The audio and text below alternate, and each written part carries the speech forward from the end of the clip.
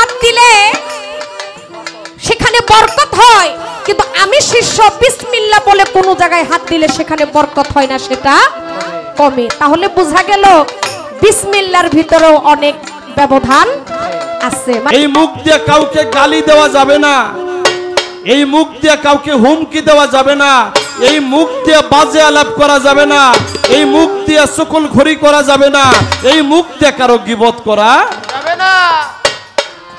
এই 6টা জিনিস যার সই হইছে তার মুখটা সত্য হইছে। আমি চাই এই 2টা সতীনের এক করার জন্য। এদেরকে এক করতে গেলে আমার কর্মটা কি, কিভাবে তাদেরকে একত্রিত করলে আমার বুদ্ধি বলটা তাদের সাথে আমি এক করতে পারবো, এ হলো সাধকের গানের কথা। এই নাসিকা দ্বারা আমি আমার গুরুর দেওয়া নাম জপব, এক নাম সার বটে সকল নামের, সে নাম হারাম করে দোজক সবের, এখনই সে নাম করো মনেতে জপনা, দূর হয়ে যাবে তেরা সকল ভাবনা। বিসমিল্লাহ, যেই বিসমিল্লাহ একটা পালায় রাখলে, পৃথিবী একটা পালায় রাখলে, লক্ষ্য করলে দেখা যায় বিসমিল্লাহর পালাটাই ভারী হয়।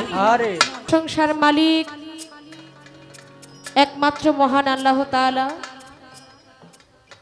যিনি হচ্ছেন আমাদের পরম স্রষ্টা, আমাদের পরম করুণাময়, যিনি হলেন বান্দার রিজিক দাতা, যিনি পালন কর্তা, যিনি আয়ুদাতা, যিনি শান্তিদাতা, যিনি সর্বকুলের সর্বশক্তিমান, যার অশেষ দয়ায় মায়ায় পৃথিবীতে সর্বসময় আমরা তার যত বান্দাবান্দিগণ আছি সর্বদাই ভালো আছি, সুস্থ আছি। তাই সে প্রভুর দরবারে শুকরিয়া জ্ঞাপন করি।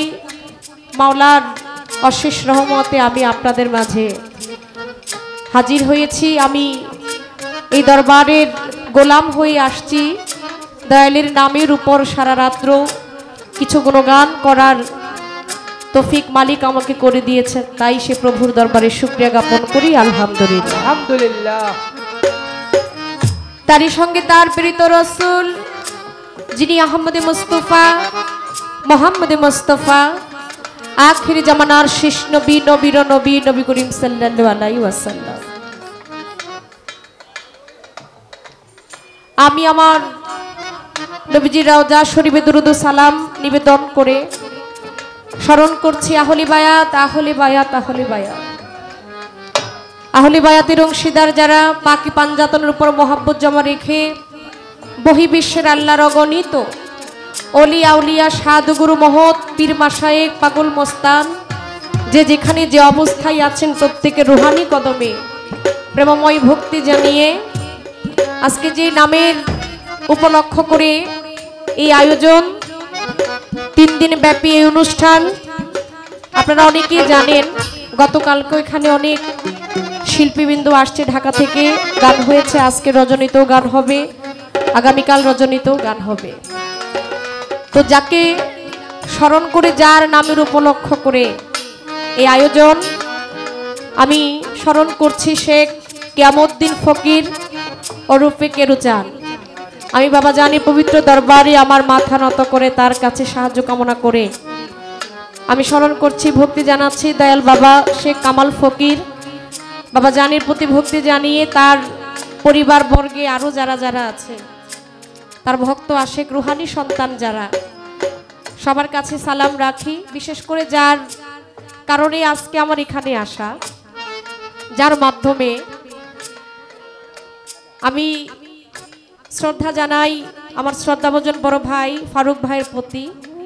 ফারুক ভাইয়ের এখানে অনেক বন্ধু মহল আছে, আমি আসলে আলাদা কোনো লিস্ট পাইনি, আর এই এলাকায় আমি একেবারেই নতুন।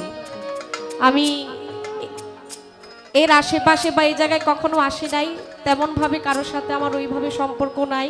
তো আমি দেখতে পাচ্ছি আমার মঞ্চের আশেপাশে ডানে, সামনে, বামে, পিছনে অনেক জ্ঞানীগুণী মহাজন ব্যক্তিরা এখানে আছে। তা আমি আপনাদের সকলের প্রতি সালাম শ্রদ্ধা রাখি, আর বিশেষ করে আমার পর্দার আড়ে মাভন যারা, মাভনদের প্রতি ভক্তি ভালোবাসা রাখি। আজকে যার সাথে গান করার জন্য দাঁড়িয়েছি,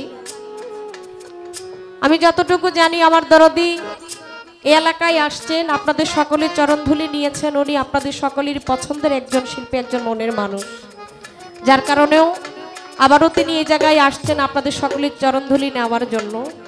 তো আজকে করে দিলেন, যদিও সেটা আমাদের কাছে বলে দিয়েছেন মঞ্চে, হয়তো কর্তাপক্ষ থেকে সেটা দাঁড়িয়ে ঘোষণা করতে চাচ্ছেন না। বাবাকে জিজ্ঞেস করলাম, বাবা পাড়ার ঘোষণাটা কি আমি দিয়েই আমি শুরু করব? বাবা বলল যে হ্যাঁ ওইভাবেই করো। এমনিতে তো যারা কমিটির পক্ষে যারা থাকে হয়তো তারা দাঁড়িয়ে মঞ্চে পালা ঘোষণা করে, নয়তো অনেক সময় যারা শ্রোতা তারা আবার মনে করে যে শিল্পীরা নিজের পালা নিজেই মনে হয় সাইয়া গায়া লাইতেছে। অনেক সময় অনেকেই বলে, কারণ একটা আসরে অনেক মানুষ হয়, এক একটা মানুষের মনের কথা এক এক রকম, কারোটার সাথে কারোটার কোনো মিল নাই। তো অনেকে এরকম মাঝে মধ্যে বলে থাকে, তো যার জন্য ক্লিয়ার করে দিলাম। বাবা বলল যে পালা হলো, ধারা হলো এটা, তুমি এটা গাইবা আর মনির সরকার এটা গাইবে।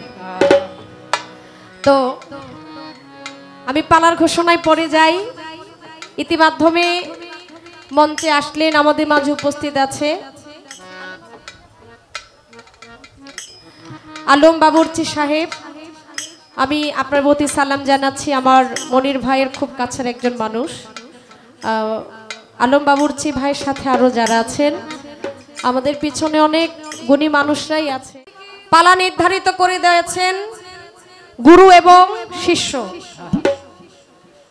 গুরুর ভূমিকায় গান করার জন্য দায়িত্ব দিয়েছেন আমার বাবাজি, আর দায়িত্ব পেয়েছেন সেটা হলো আমার শ্রদ্ধাভাজন মনির সরকার সাহেব।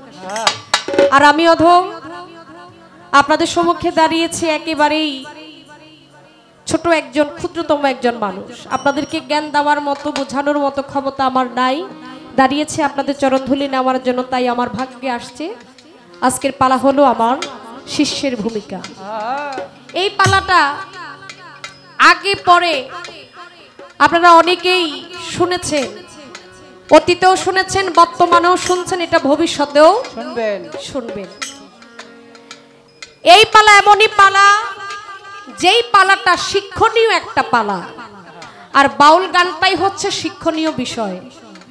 বাউল গান ওইটাকে বলে না যেখানে 10 জন 15 জন 20 জন শিল্পী থাকবে, এক একটা গান গাইয়া বইসা যাবে, এক এক শিল্পী 10,000 20,000 করে বকশিস পাবে, নিয়ে যাবে, ওইটাকে কখনো বাউল গান বলে না। ফরিদপুর ডিস্ট্রিক্টে এই গানটাকে বলা হয় বাউল বিচার গান। বাউল বিচার গান, অর্থাৎ এই গান যে করে তারও বিচার করতে হয়, এই গান যে শুনে তারও বিচার করে গান শুনতে হয়। তাহলে বাউল গানটা অনেক অনেক ঊর্ধ্বের, আমি মনে করি অনেক উপরের একটি গান। কিন্তু আমার মতো কিছু শিল্পীর কারণে, আমাদের মতো কিছু শিল্পীর কারণে এই বাউল গান আজ বিলুপ্তির পথে। এই বাউল গান নিয়ে মানুষ সমালোচনা করে।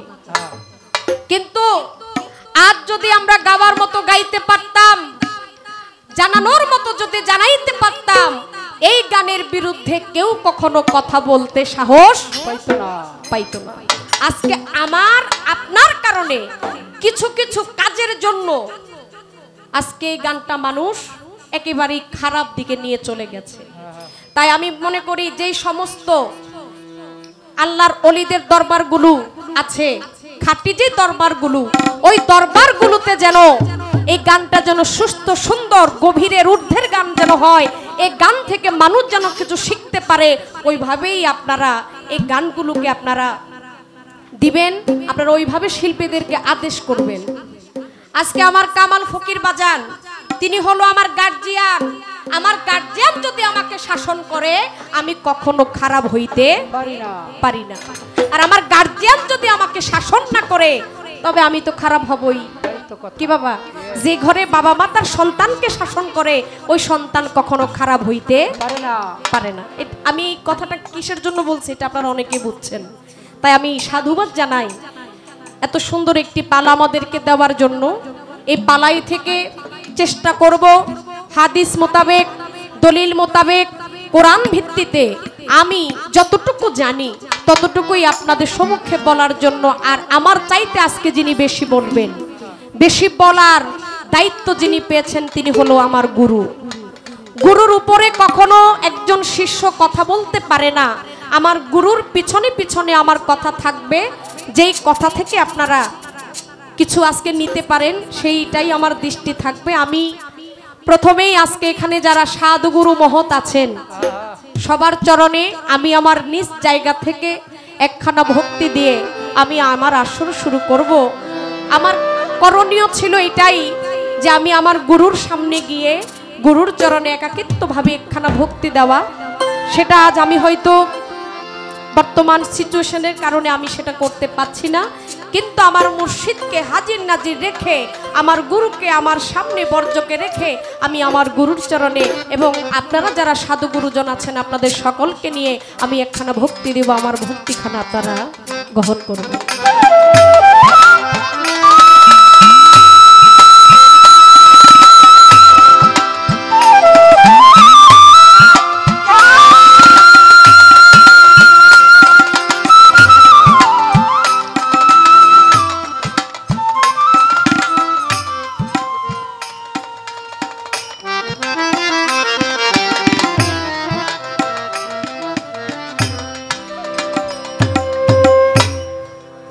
আমি শুরু করছি আমার পালাটা।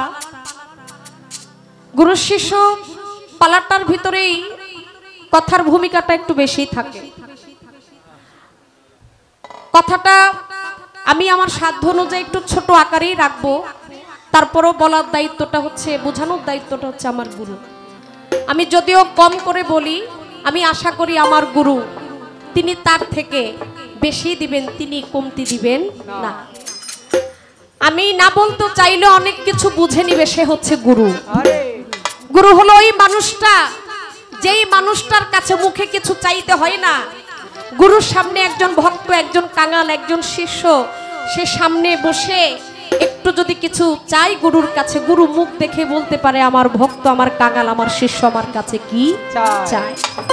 তাই যদি আমি অনেক কিছু যদি নাও চাই, অবশ্যই না চাওয়ার থেকে বেশি দিবে, সেটা হচ্ছে আমার গুরু। তো আমি প্রথমেই বিসমিল্লাহ থেকে শুরু করতে চাই। আগে গানটা আমি ধরি, তারপর গুরুর কাছে ছোট্ট করে মৌখিক কিছু কথা।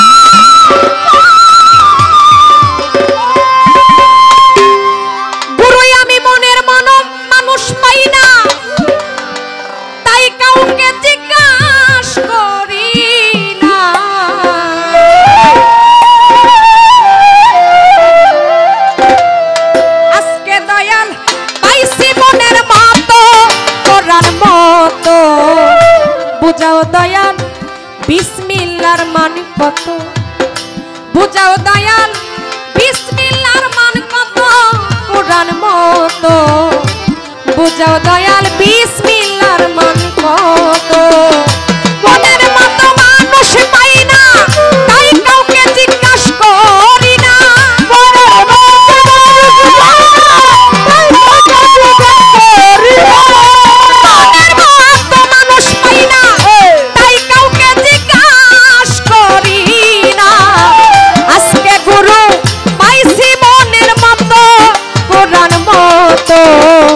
বুঝাও দয়াল বিসমিল্লাহর মান কত, আরে বুঝাও গুরু বিসমিল্লাহর মান কত, কোরআন মতো বুঝাও দয়াল বিসমিল্লাহর মান কত।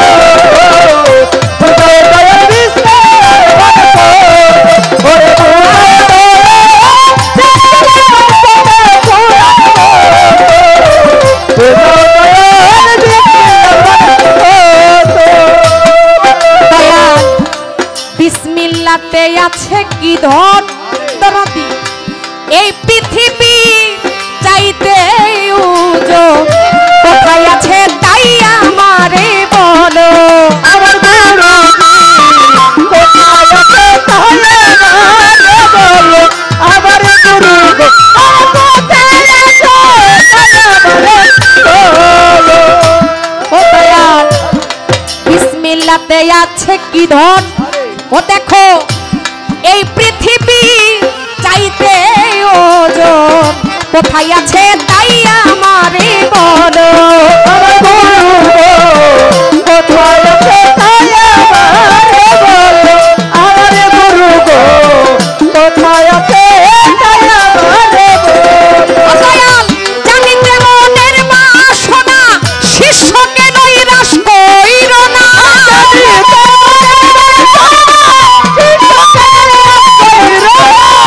জানিতে মনের বাসনা তাই আমারে নৈরাশ কইর না জিজ্ঞাস করি হইয়া আমি নত গুরু জিজ্ঞাস করি হইয়া আমি নত কুরআন মত বুঝাও দয়াল বিসমিল্লাহর মান কত ও আরে বুঝাও গুরু বিসমিল্লাহর মান কত কুরআন মত বুঝাও দয়াল বিসমিল্লাহর মান কত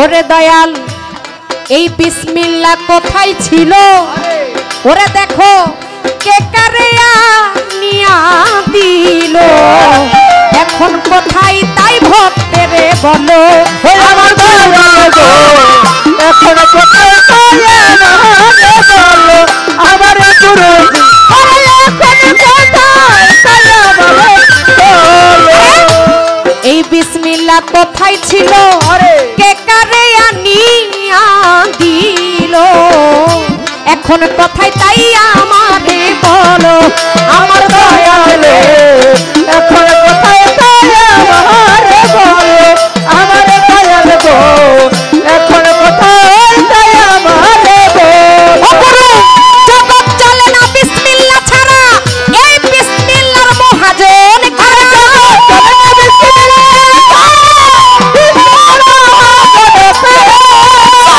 চলে না বিসমিল্লাহ ছাড়া এই বিসমিল্লাহর মহাজন কারা বললে ভক্তি দিব শত শত রে আমি বললে ভক্তি দিব শত শত কোরআন মতো আয় বোঝাও দয়াল বিসমিল্লাহ ওরে বোঝাও দয়াল বিসমিল্লাহ কুরআন বোঝাও দয়াল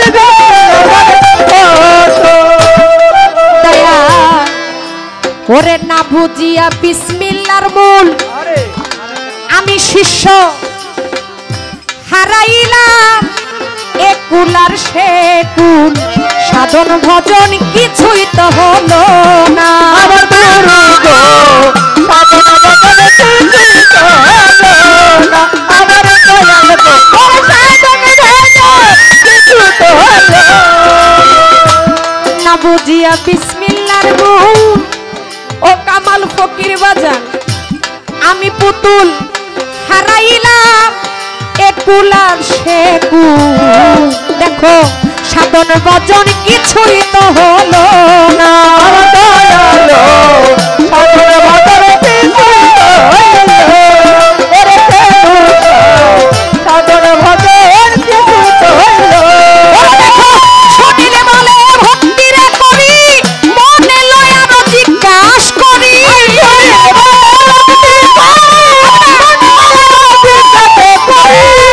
শুনিলে বলে ভক্তি করি মনে লয় আরো জিজ্ঞাস করি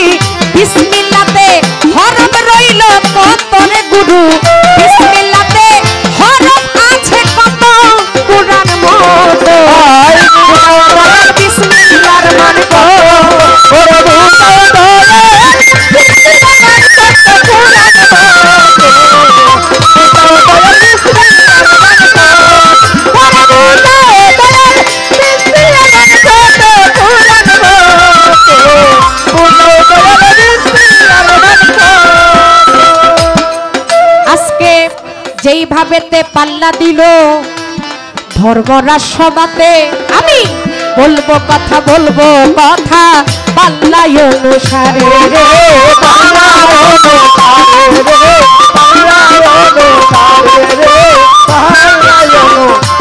এইভাবেতে পাল্লা দিল এই নারা সভাতে। আমি বলবো কথা পাল্লাই অনুসারে। গুরু আর শিষ্য বাবা দিয়া দিছে পাল্লা, বসিয়া বসিয়া সবাই করবে আল্লাহ আল্লাহ রে, করবে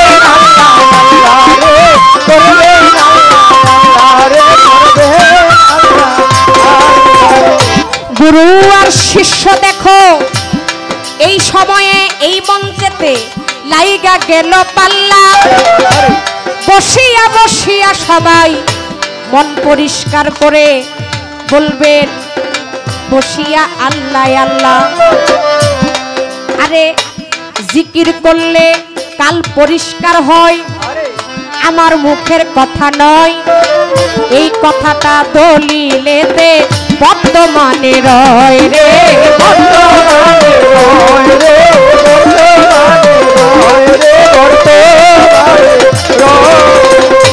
প্রথমবারে আমি আমার গুরুর কাছে মৌখিক ভাবে কথা জানতে চাই।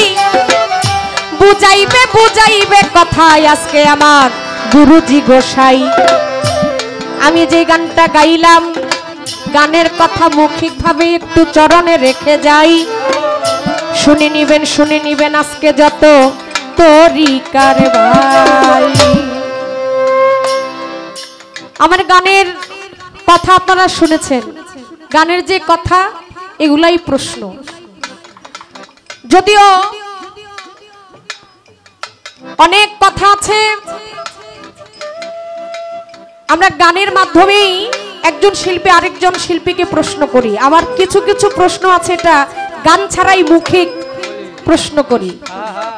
কিন্তু আমি গানের ভিতরে যতটুকু আছে ততটুকুই আমি গুরুর কাছে চাইবো। আমি বাড়তি আলাদা মৌখিক প্রশ্ন করব না, কারণ গানেই অনেক কথা জানার আছে। তাহলে কাছেরটা রাইখা দূরেরটা বলার কোনো দরকার মনে করি না, তাহলে এটা অনেক বেশি হয়ে যায়।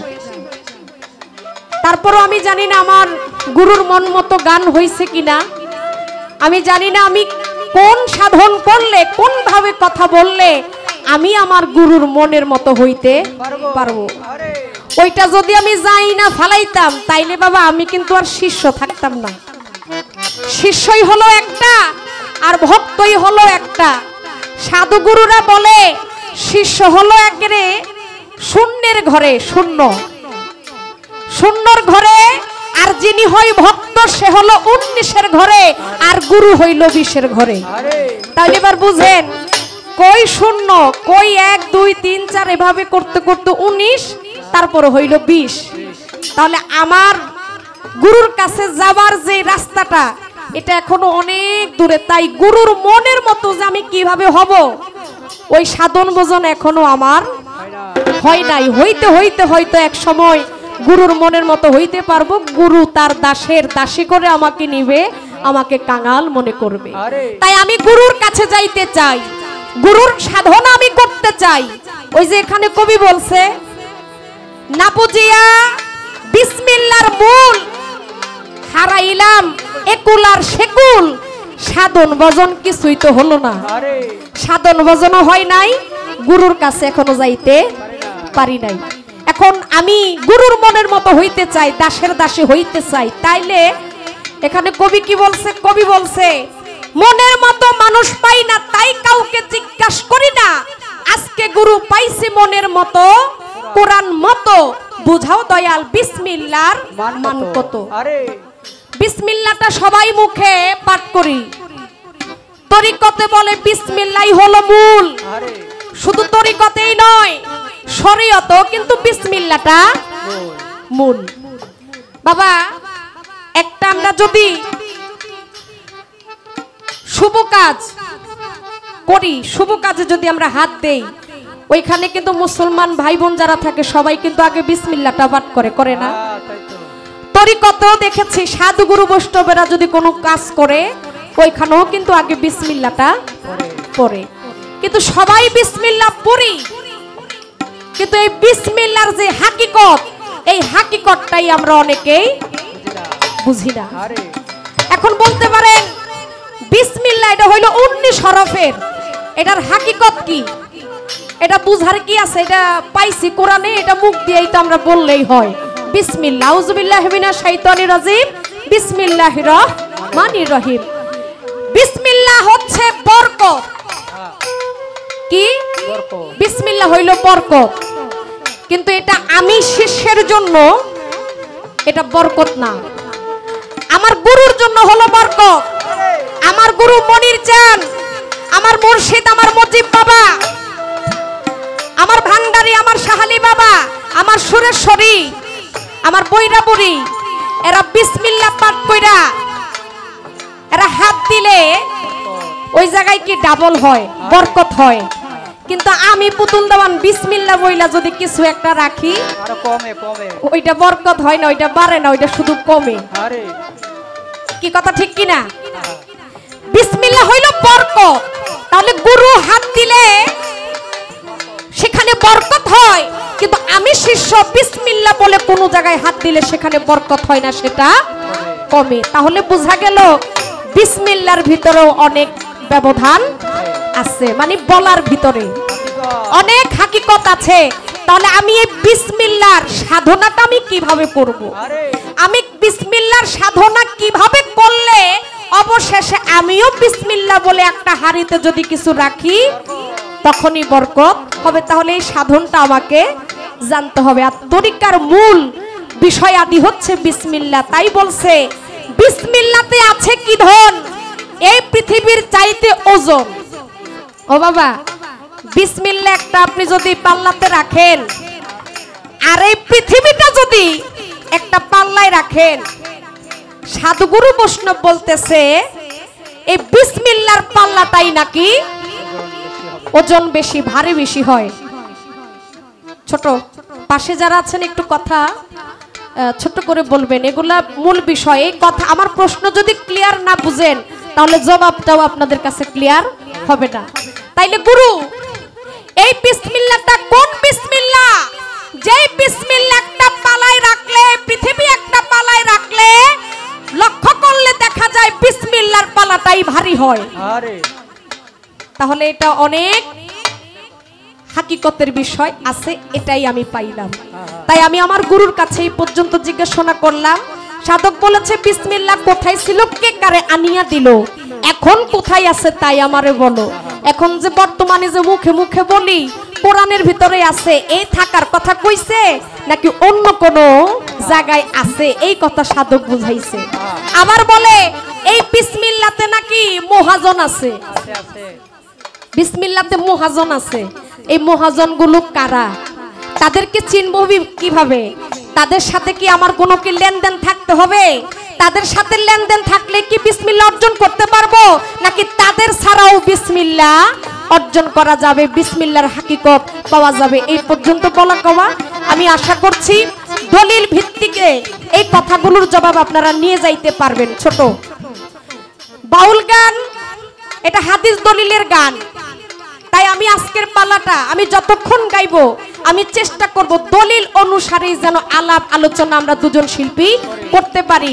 কিছু মানুষ যে বলে বাউল গানের ভিতরে কিছু নাই, বাউল গান শুধু শুধু মানুষকে নাকি খারাপ পথে নিয়ে যায়, ওই সমস্ত মানুষগুলো যেন এই কথাগুলো যেন অন্তত পক্ষে না বলে, ওই দিকে যেন আমাদের এখন থেকে দৃষ্টি থাকে। আগে থেকেও দৃষ্টি ছিল, কিন্তু কিছু কিছু মানুষের জন্য, কিছু কিছু শিল্পীর জন্য আমরা সেইভাবে চলতে পারি নাই, এটা আমাদের জন্য ব্যর্থতা।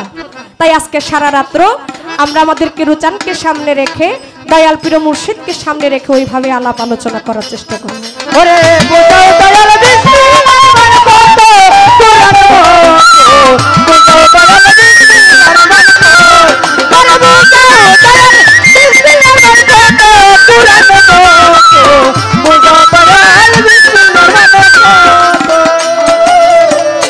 এই বিসমিল্লাহ কোথায় ছিল, কে কারে আনিয়া দিল, এখন কোথায় তাই আমারে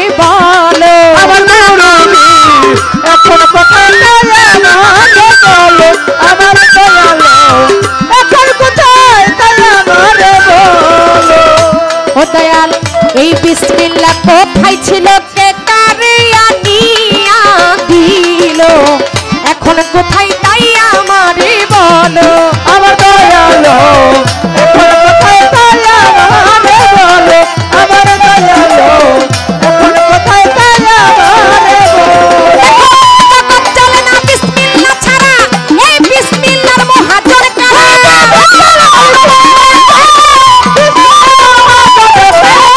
জগৎ চলে না বিসমিল্লাহ ছাড়া এই বিসমিল্লাহর মহাজন কারা বললে ভক্তি দিব শত শত আমি বললে ভক্তি দিব শত শত কোরআন মতো আরে বুঝো দয়াল বিসমিল্লাহর বরকত ওরে বুঝো দয়াল বিসমিল্লাহর বরকত কোরআন বলতো বুঝো দয়াল বিসমিল্লাহর বরকত ওরে বুঝো দয়াল বিসমিল্লাহর বরকত কোরআন বলতো বুঝো দয়াল বিসমিল্লাহর বরকত মনের মতো মানুষ পাই না তাই কাউরে জিজ্ঞাস করি না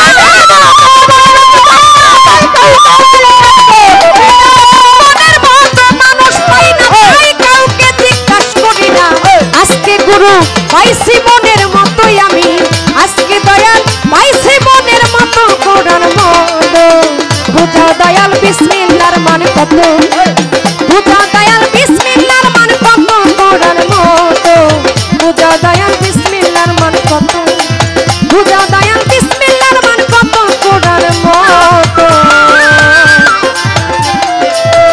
বুঝা দয়াল বিসমিল্লাহর মান কত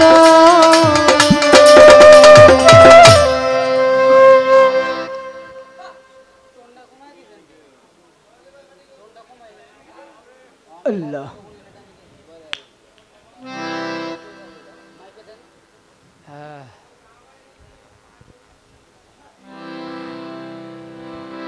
পালার একটি গান হয়ে গেল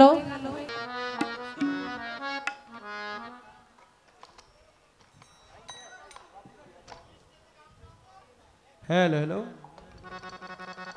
আলহামদুলিল্লাহ সমস্ত প্রশংসা মহান আল্লাহ পাকের দরবারে জানমাল ইজ্জত আল্লাহ পাকের কুদরতি কদমে জমা রেখে মহান মালিকের প্রতি আনুগত্য স্বীকার করে আল্লাহ পাকের পেয়ারা হাবিব দুজাহানের বাদশাহ সৈয়দুল মুরসালিন সরদার দো আলম সিরাজুম মনিরা সরোয়ারে কায়নাত রাসূল মুকাররম নূরে মুজাসসাম আমাদের সকলের প্রিয় নবী আহমদ মুস্তাফা মোহাম্মদ মুস্তাফা সকলেই জবানে বলি সাল্লাল্লাহু আলাইহি সাল্লাম নবীজির রওজা পাকে লাখো কোটি দরুদ সালাম ভেজে নবীজির আহলে বায়াত মাওলা আলী করিমুল্লাহ ওয়াজহু আমার দয়াল মা ফাতেমা মাওলা হুসাইন মাওলা হাসান পাকে পাঞ্জাতনের মহব্বত আপন কালবে জমা রেখে ভক্তি শ্রদ্ধা রেখে আমার মুর্শিদে মোকাম্মেল হযরত খাজা শাহ রফিকুল হক আলওয়াইসি বাবাজানের কদমে শ্রদ্ধা ভক্তি জ্ঞাপন করে আমার গর্ভধারিণী মা জন্মদাতা পিতা ও ভাইয়ের কাছে শ্রদ্ধা ভক্তি জ্ঞাপন করে আমার গানের স্রষ্টা মানিকগঞ্জের মানিক মহারাজ আবুল সরকার আল চিস্তি নিজামি ভক্তি রাখি ওই চরণে দাদা গুরু আব্দুর রশিদ সরকার ফকির মৌলা পাক দরবার শরীফে শ্রদ্ধা ভক্তি রেখে আজকে যে দরবারে আমরা দুটি শিল্পী তথা সকলেই উপস্থিত হয়েছি সাহসুফি শেখ কিয়ামউদ্দিন ফকির ওরফে কেরুচান আমি দয়ালের দরবারে শ্রদ্ধা ভক্তি জ্ঞাপন করে দয়ালের যত ভক্তবিন্দু আশেকান আছে সকলের কাছে সালাম শ্রদ্ধা ভালোবাসা রেখে বর্তমান দরবারের যিনি প্রাণ পুরুষ আমার বাবা শেখ কামাল ফকির বাবাজানের কদমে শ্রদ্ধা ভক্তি জ্ঞাপন করে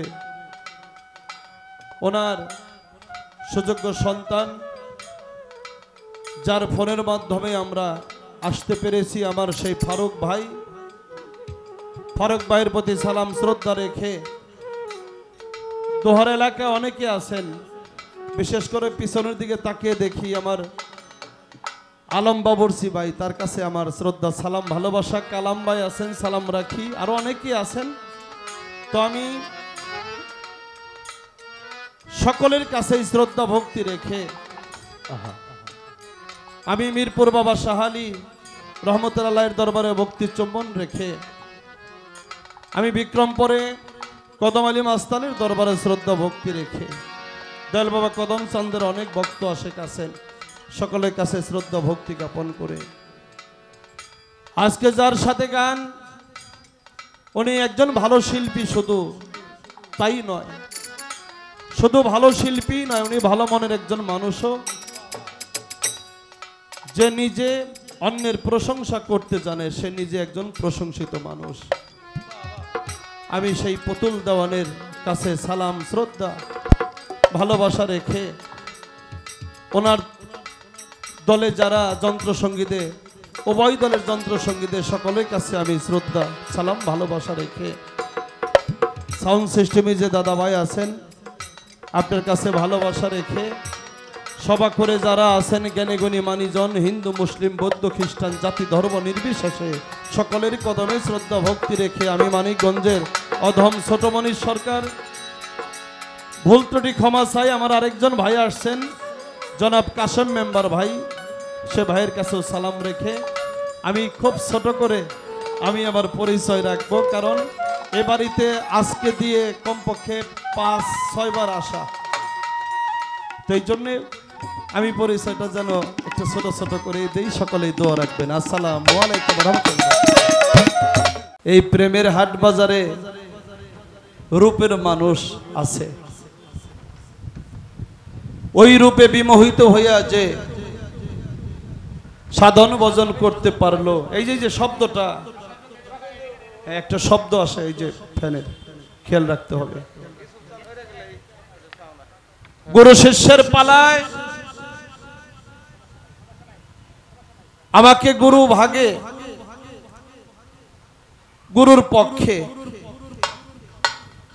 দুটি কথা দুটি গান গাওয়ার জন্যে কর্তাপক্ষের আদেশ, পালাটা বড় পবিত্র পালা। আর যিনি শিষ্য আজকে পুতুল দেওয়ান একটা কথা বলছে, আমি অধম কাঙ্গাল, ইকো বন্ধ হবে, আমাকে শিষ্যের ভাগে রাখছে। এই পৃথিবীতে মুমিন মুসলমান শিষ্য হওয়াটা ভাগ্যের বিষয়, যার ভাগ্য ভালো সে একজন মুমিন মুসলমান শিষ্য হয়, ওলি পর্যায়ে একজন মুর্শিদ খুঁজে পায়। সে পালা দণ্ডায়মান হয়ে আমার কাছে একটি গান, সে গানটা হলো বলো দয়াল বিসমিল্লার মান কত। আমি মনের মতো মানুষ পাই না, তাই কাউরে জিজ্ঞাসা করি না, হ্যাঁ তাই তো। সাইজি লালন বলছিল আমি ঘটকে খুঁজি না, আমি যিশুকে খুঁজি না, আমি খুঁজি আমার মনের মানুষ। আর মনের মানুষ পাইলেই তার সাথে মনের কথা বলা যায়। বলিহারি আজকের শিষ্য, তার মধ্যে আদবতা, মানবতা, মুর্শিদের প্রতি প্রেম ভালোবাসা পরিপূর্ণ। সেখান থেকে একটি গান, এই বিসমিল্লাহ কোথায় ছিল, কে আনিয়া কারে দিল, এখন সে বিসমিল্লাহ কোথায় আছে, বিসমিল্লাহর মহাজন বা কারা। এখানেই শেষ নয়, এই বিসমিল্লাহ শুধু পড়লাম বিসমিল্লাহির রহমানের রাহিম, তাতেই কি হয়ে গেল? তাতেই কি আমি কোনো কাজ করতে গেলে আমার সে কাজে বরকত দিবে আল্লাহ তাআলা? অত্যন্ত সুন্দর প্রশ্ন। বিসমিল্লাহতে আছে কি ধন, কি এমন ধন আছে যা পৃথিবীর চাইতে ওজন? এখন কোথায় আছে সেই বিসমিল্লাহ? দয়াল পাই আমারে বলো। চেষ্টা করি আমি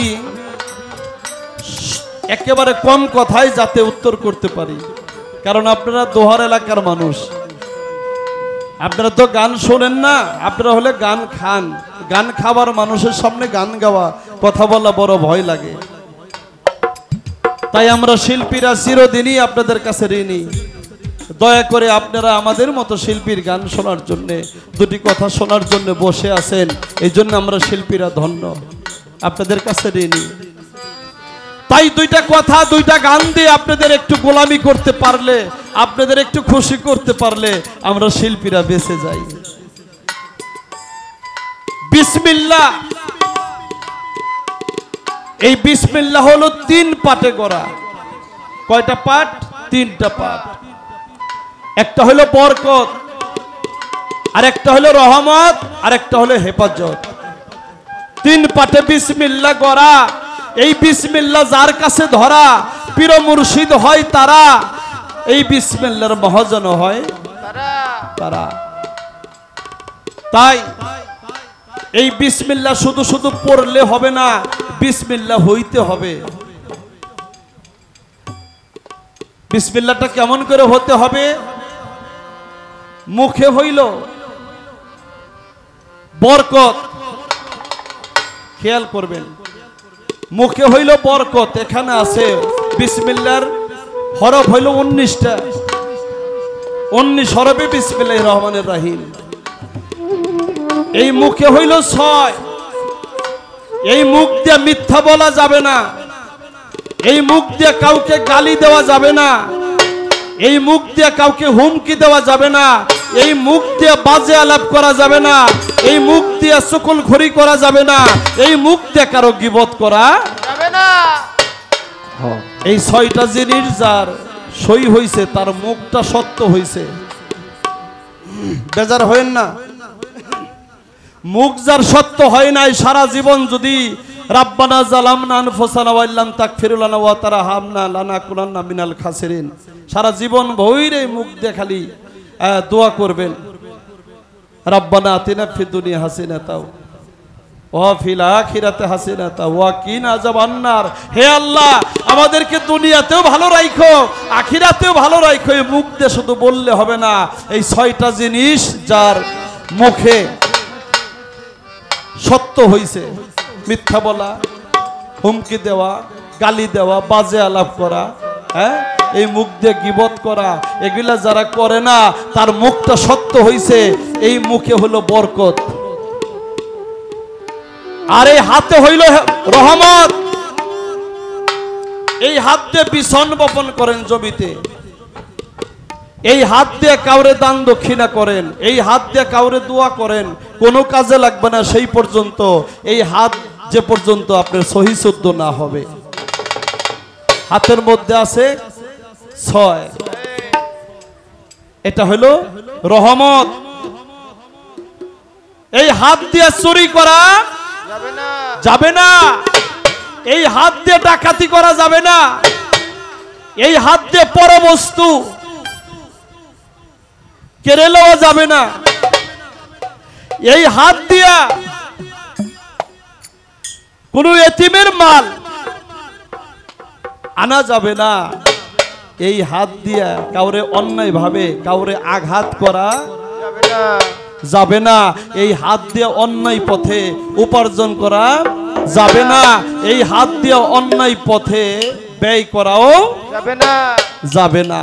এই 6টা জিনিস যার সই হইছে তার এই হাতের মধ্যে রহমত বর্ষিত হইছে, আল্লাহর রহমত। 6 আর 6 কত হইল? 12। আর নাভির নিচে লজ্জা স্থান যাকে বলা হয়, এখানে হইল 7। হস্ত মৈথুন, সাম্য মৈথুন, অবিচার ব্যভিচার মৈথুন, সৃষ্টিকে রক্ষা করা, এখানে রয়ে গেছে 7। যৌনাঙ্গকে হেফাজতে রাখা, এই 7 আর হইল 12, 12, 6, 6, 12, 12 আর সাথে কত? 19। এই 19 যার কাছে ধরা, বিসমিল্লাহ তার কাছে ধরা, সে নিজেই বিসমিল্লাহ হইয়া গেছে। তবেই বিসমিল্লাহ পাঠ করলে, হ্যাঁ, বিসমিল্লাহ কয়ে কাউরে একটু পানি পরে দিলে পেট ব্যথা সারবে, তাছাড়া হবে না। এখানে আমার দাদা উস্তাদ আব্দুর রশিদ সরকার উনি একটা গান করছে বিসমিল্লাহ কোথায় থেকে পয়দা, সেখান থেকে আমি একটু গান আপনাদেরকে শোনাই। আচ্ছা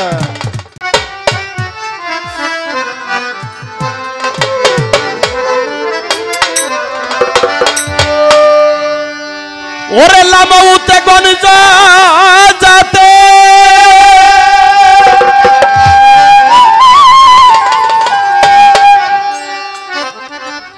লামাউতে গঞ্জ যাতে বিসমিল্লাহর বীজ পয়দা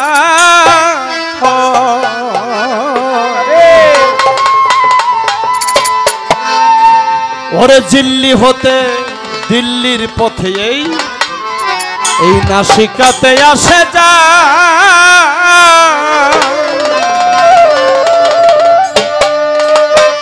বিসমিল্লাহ দিল্লির থেকে এই দিল্লির পথে নাসিকাতে আসে আর যায় 24-এর মধ্যে খেলা করে। লামাউতে গঞ্জ যাতে বিসমিল্লাহর বীজ পয়দা হয় লামাউতে গঞ্জ যাতে বিসমিল্লাহর বীজ পয়দা হয় লামাউতে গঞ্জ যাতে বিসমিল্লাহর বীজ পয়দা হয় দিল্লি হতে দিল্লির পথে নাসিকাতে আসে যায় মন রে দিল্লি হতে দিল্লির পথে নাসিকাতে আসে যায়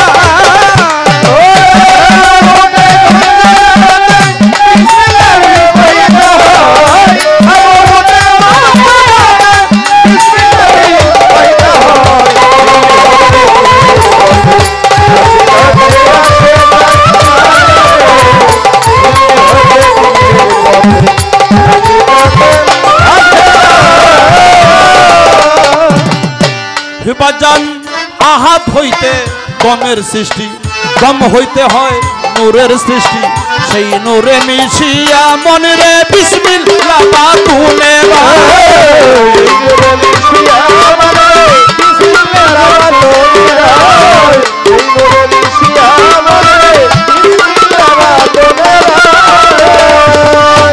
বাজান আহাত হইতে দমের সৃষ্টি, দম হইতে হয় নূরের সৃষ্টি, সেই নূরে মিশিয়া মনরে বিসমিল্লাহ বাতুলে সেই নূরে মিশিয়া মনরে বিসমিল্লাহ বাতুলে সেই নূরে মিশিয়া মনরে বিসমিল্লাহ বাতুলে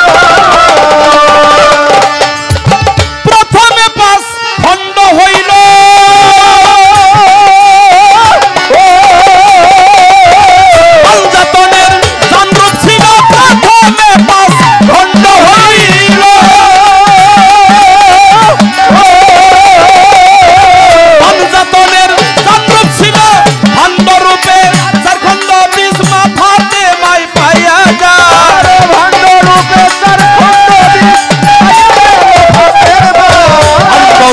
চার খণ্ড বীজ ভাণ্ড রূপে চার খণ্ড বীজ পায়া গেল ফাতেমা দিল্লি হলে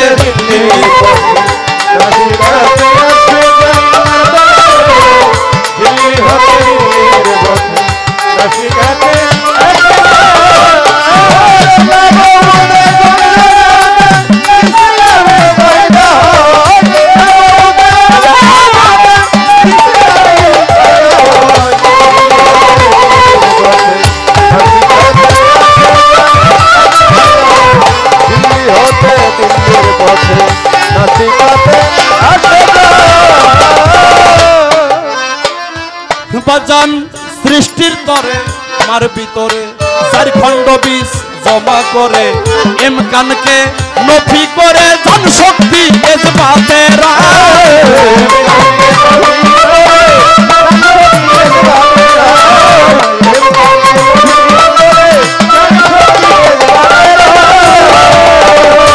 বাজান সৃষ্টির তরে মার ভিতরে 4 খণ্ড বীজ জমা করে ইমকানকে নফি করে জন শক্তি ইসবাতের ইমকানকে নফি করে জন শক্তি ইসবাতের ইমকানকে নফি করে জন শক্তি ইসবাতের ও সাইব ইসবাতি বাপ বাবাই পাই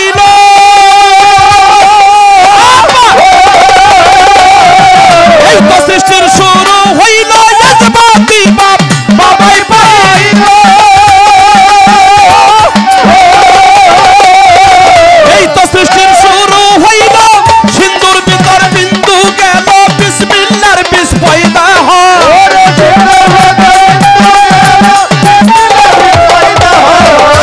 ভিতর বিন্দু গেল সিন্ধুর ভিতর সিন্ধুর ভিতর বিন্দু গেল বিসমিল্লাহর বিষ পয়দা হয়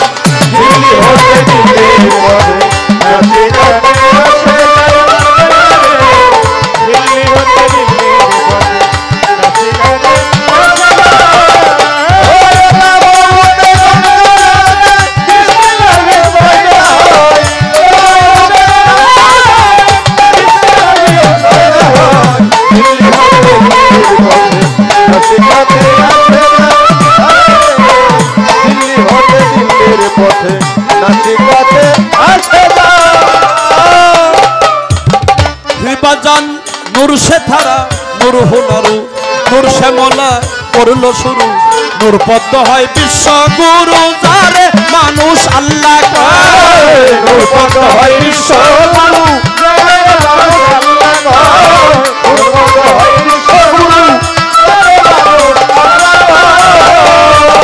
শিষ্যরে ওরে আমার শিষ্য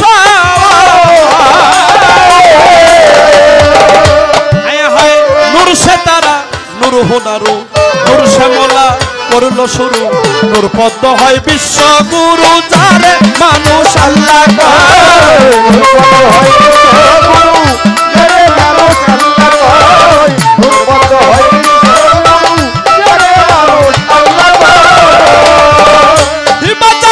সব সৃষ্টির আল্লাহ আগে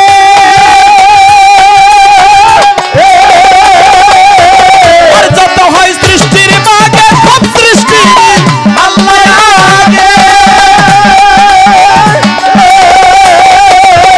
আর যত হয় সৃষ্টির মাগে রশিদ সরকার দাগে দাগে প্রথম হইতেই কইয়া রশিদ সরকার প্রথম হইতে রশিদ সরকার প্রথমই হইতে প্রথম হইতে রশিদ সরকার দাগে দাগে কইয়া যান দিল্লি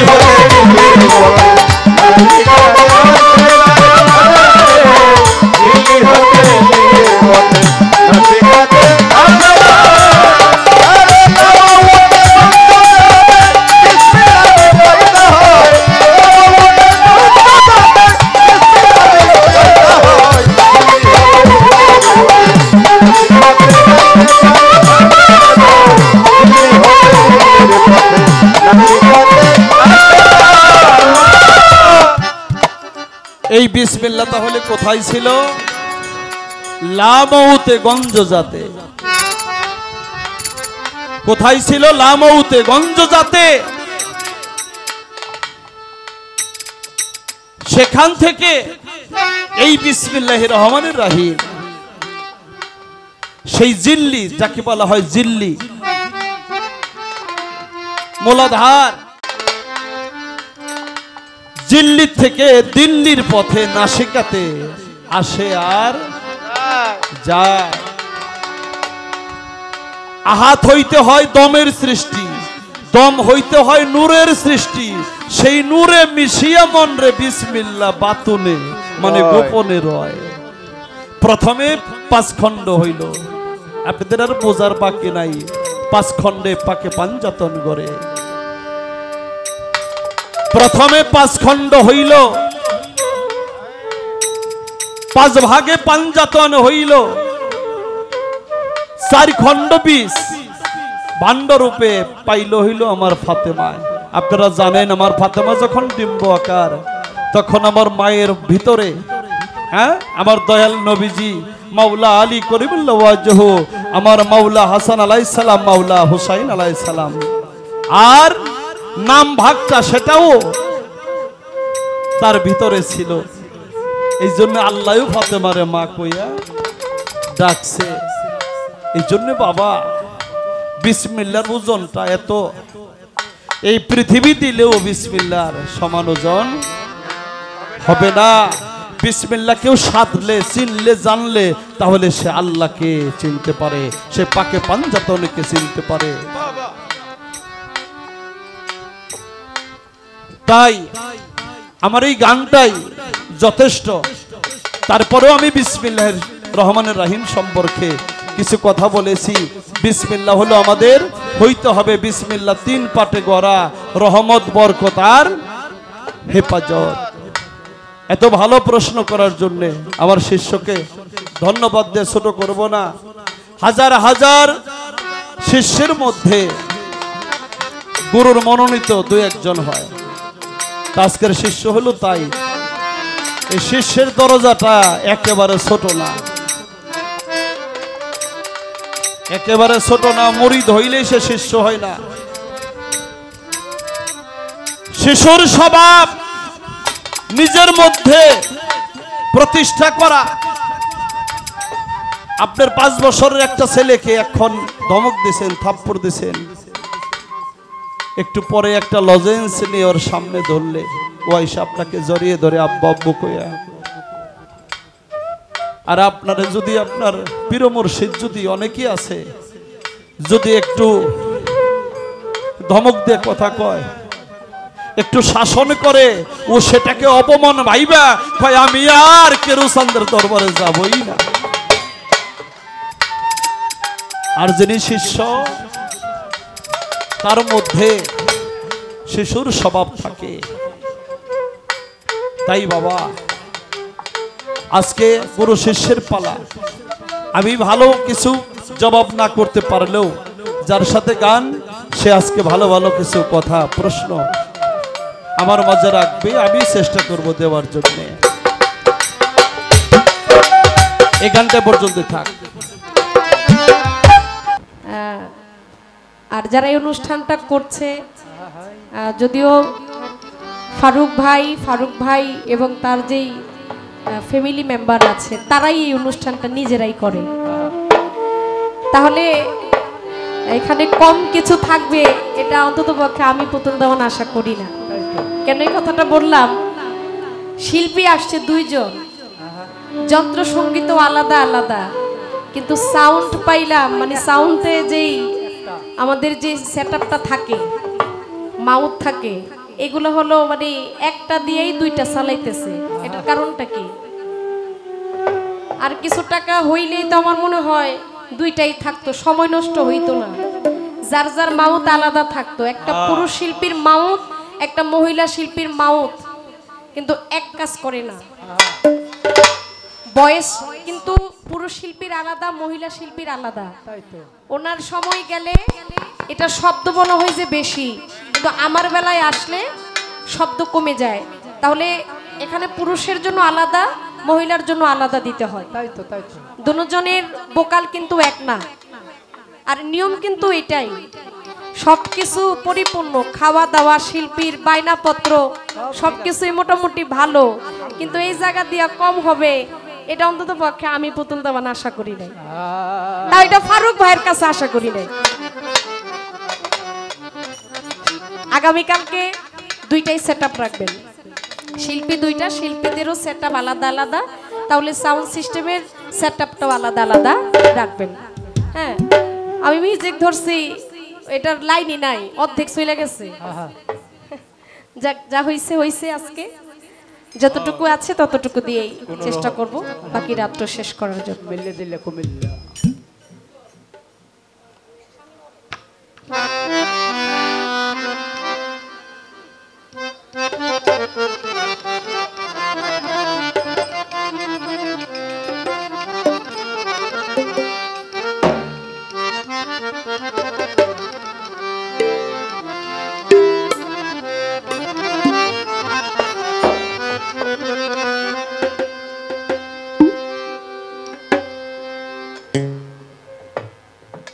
আমার যাহা জিজ্ঞাসা ছিল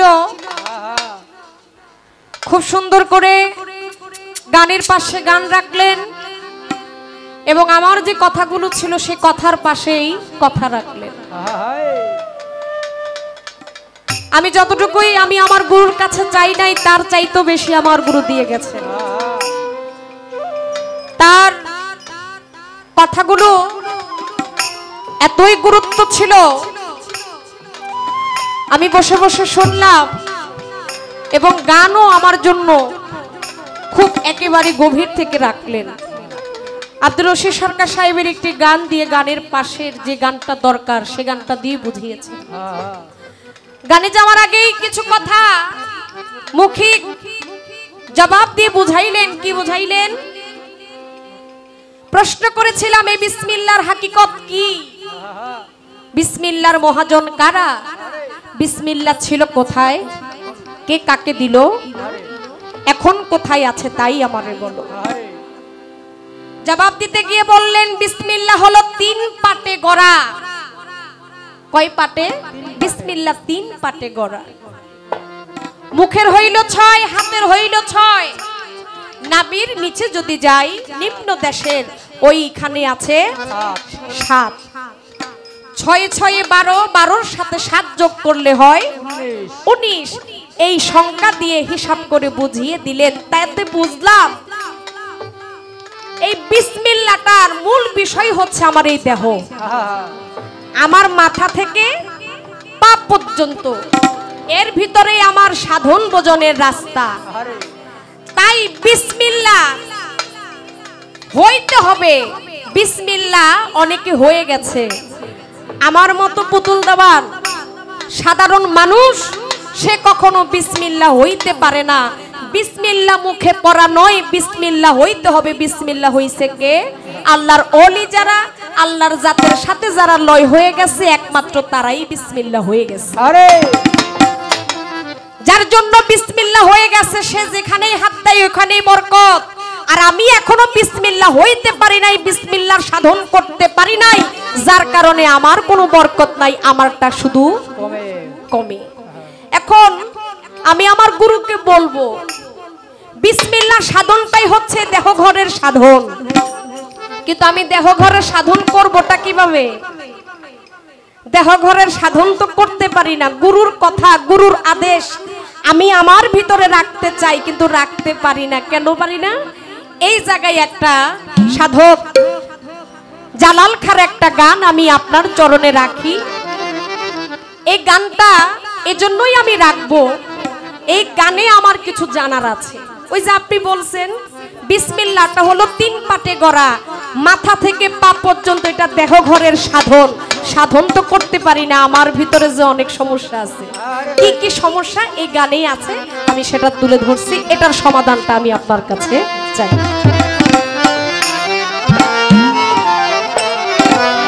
ওরে স্বামী মরে পাঠায় আছে, গুরু স্বামী মরে পাঠায় আছে, যেই ঘাটে ইংরেজের একটি কলসির 9টি ছিদ্র, আমি কেমন করে আনি জল, আনি জল। একটি কলসির 9টা ছিদ্র, আমি কেমন করে আনি জল।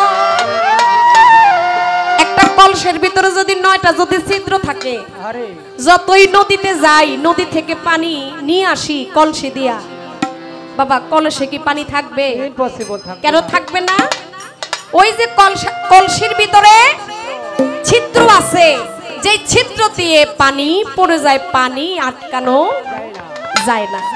পানি আটকাইতে হলে, পানি ধরে রাখতে হলে ছিদ্র আগে বন্ধ করতে হবে। এখন এটা সাধক বুঝাইছে কলস দিয়া, কলসি দিয়া। আর মূলত কলস বলেন, নৌকা বলেন, পাখি বলেন, যা কিছু বলেন, এক একজন সাধক এই দেহটাকে এক এক রূপে সাজিয়েছেন।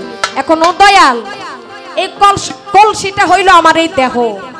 এখন এই আমার দেহ ঘরের ভিতরে 9টা ছিদ্র আছে। ওই যে নিম্ন দেশের কথা বললেন, ওইটা নিয়ে উপরের দেশের কথাও যদি বলি, 3 পাটে, এই 3টা পাটের ভিতরে হিসাব করলে 9টা ছিদ্র। এখন এই 9টা ছিদ্র আমি বন্ধ করব কিভাবে? কৌশলটা কি? যদি আমি 9টা ছিদ্র বন্ধ করি তবেই তো বিসমিল্লাহ আমি হইতে পারি। আমি বন্ধ করতে পারি না, তাই আমি বিসমিল্লাহ হইতে পারি না। আমি বিসমিল্লাহর হাকিকত বুঝি না, আমার বেলায় বরকত হয় না। এখন এটার মূল কি ব্যবস্থা, এটার কি সাধন, এই সাধনটাই আপনি আমাকে শিখিয়ে দিবেন। আরো কি বলছে জালাল খাবি গানের ভিতরে বলার চেষ্টা করি। স্বামী মরে পাঠাই আছে, যেই ঘাটে ইংরেজের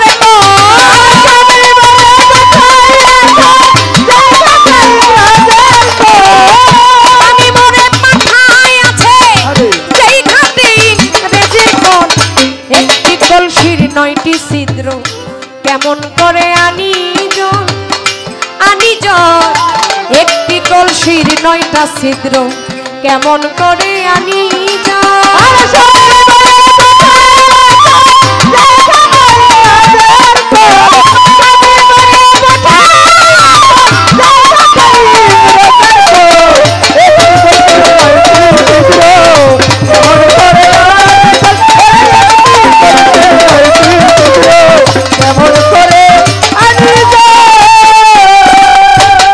এইবার লইয়াই অষ্ট সহচরী আর রূপ পঞ্চমঞ্জরি কাঁচা মাটি শূন্য হারি দেখতে যেমন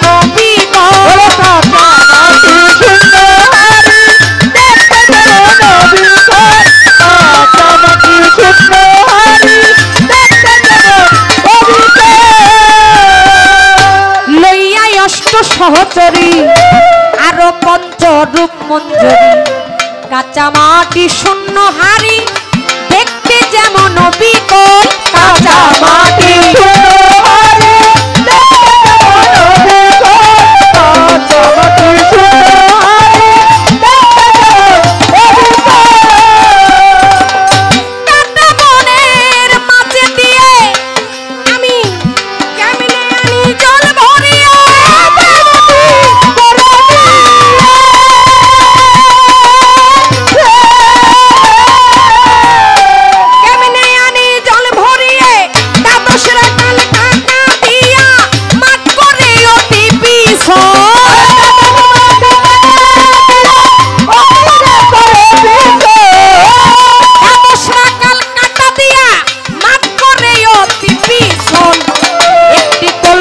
নয়টা ছিদ্র কেমন করে আনবো জন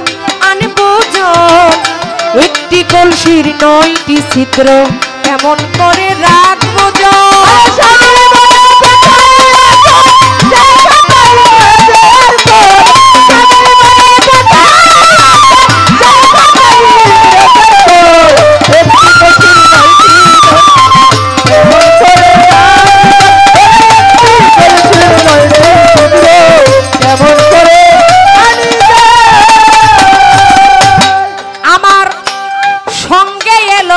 দেখিতে শুনো 6 রমণীর পারা হতে ঘুরাইয়া অচিন পথে দেখাইয়া দেয় কুজঙ্গ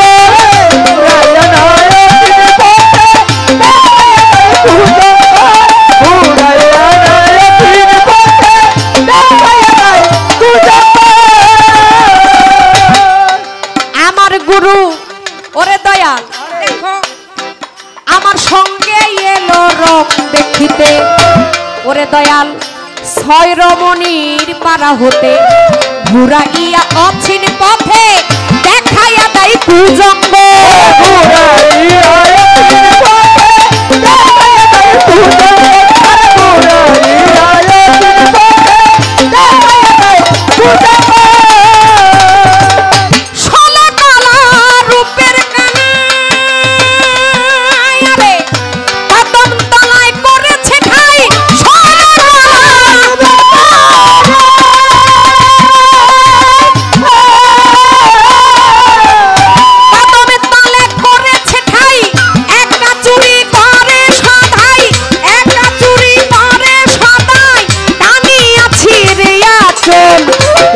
কলসির 9টি ছিদ্র কেমন করে আনি জন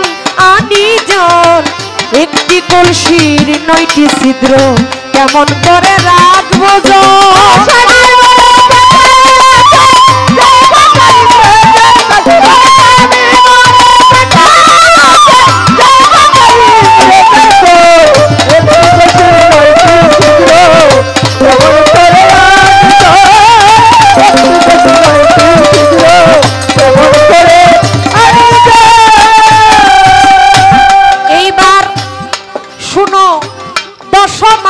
গর্ভবতী দেখো পানেতে আশঙ্কায়তী কখন জানি কাল বিষে ধরিয়া দিবে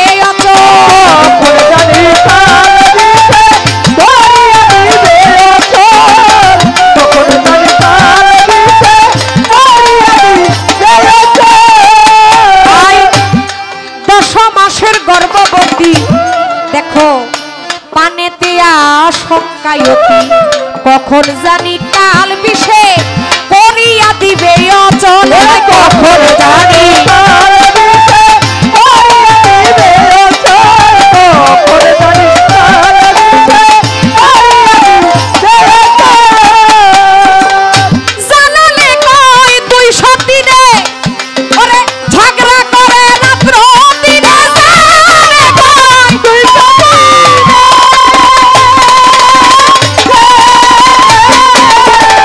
ওরে দেখো ঝগড়া করে রাত্র দিনে থাকলো না মোর তাদের সনে ময়ো বাগির বুদ্ধি থাকলো না মোর তাদের সনে ময়ো বাগির বুদ্ধি ওরে গুরু থাকলো না মোর তাদের সনে ময়ো বাগির বুদ্ধি একটি কলসির 9টি ছিদ্র কেমন করে রাখবো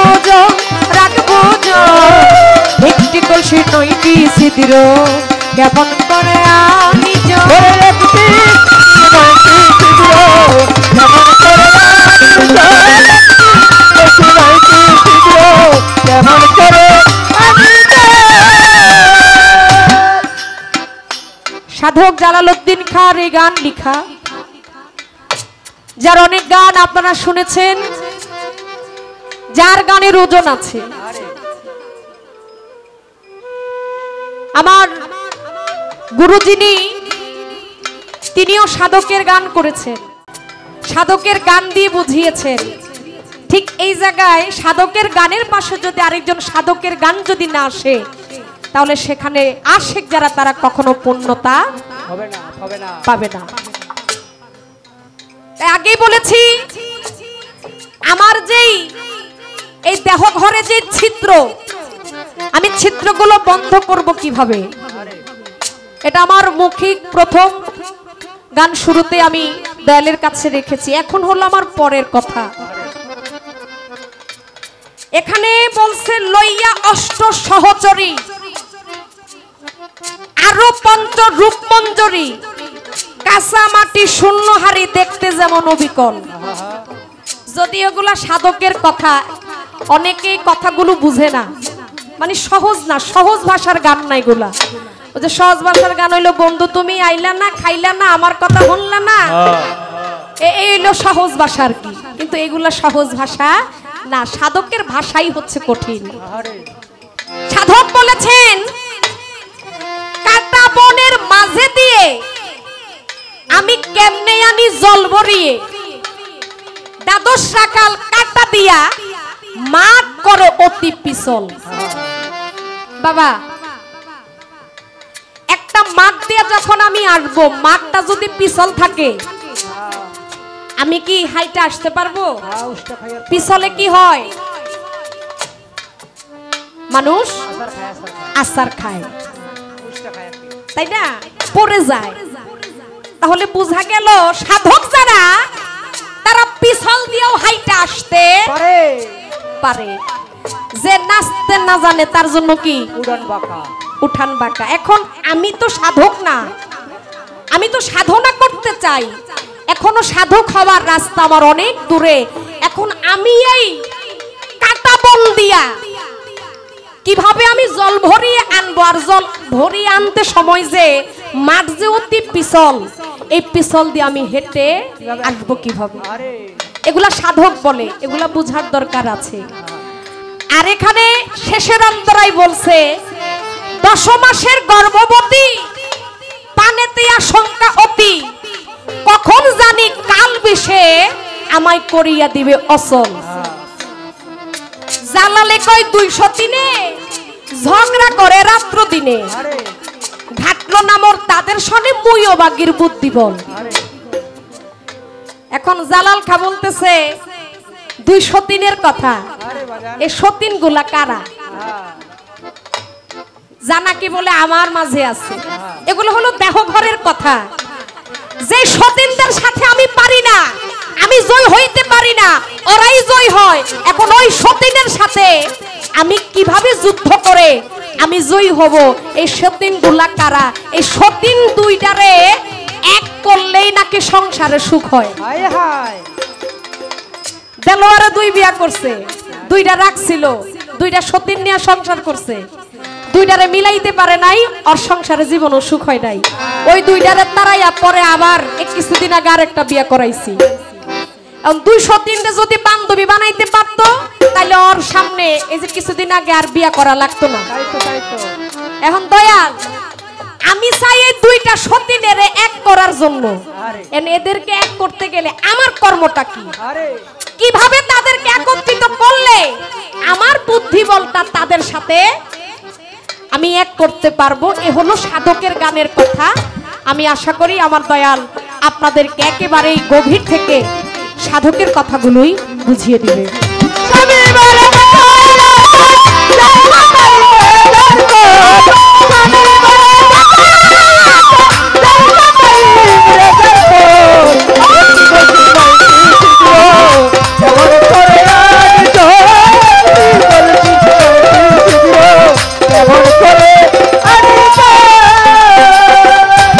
লইয়াই অষ্ট সহচরী আর পঞ্চরূপ মঞ্জরি, ওরে দেখো কাঁচা মাটি শূন্য হাড়ি, দেখতে যেমন নবীগণ। কাঁচা মাটি শূন্য হাড়ি, দেখতে যেমন নবীগণ। কাঁচা মাটি শূন্য হাড়ি, দেখতে যেমন নবীগণ। লইয়াই অষ্ট সহচরী আর পঞ্চরূপ মঞ্জরি, কাঁচা মাটি শূন্য হাড়ি, দেখতে যেমন নবীগণ।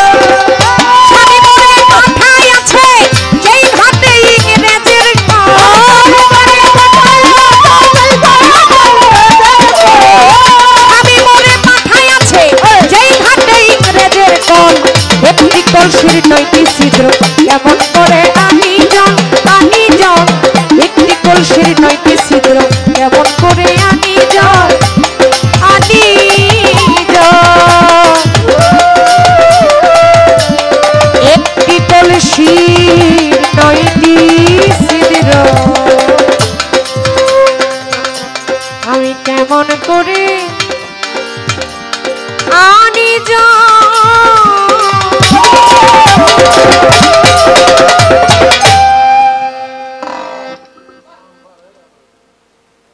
বাবা, পালা কি খারাপ লাগে আপনাদের? আমি সত্যি কথা বলতে এ দোহার নবাবগঞ্জ সব সময় কিন্তু গান করি না, একেবারেই কম আমার আশা হয়। কিন্তু আপনারা অনেকে আমাকে ভালোবাসেন, যদিও অনেক সময় অনেক বায়না আমি রাখতে পারি না। বিশেষ করে ফারুক ভাইয়ের কারণে আমার এই বায়নাটা রাখা। যদিও যখন আমি এই বায়নাটা রেখেছিলাম আমি ছিলাম ফেনীতে, আমি ফারুক ভাইকে বলছি, ফারুক ভাই আপনি তো জানেন আমি যখন গান থাকে না, ঢাল সিজন যেটাকে বলা হয়, আমি বাড়িতে থাকি, সিজন টাইমে আমি ঢাকায় থাকি, তো এখন কিভাবে কি। তো ফারুক ভাই যখন পরিচয় দিল, আমি যখন ফারুক ভাইয়ের বাবার সাথে যখন কথা বললাম, তো আমি আর না করতে পারলাম না।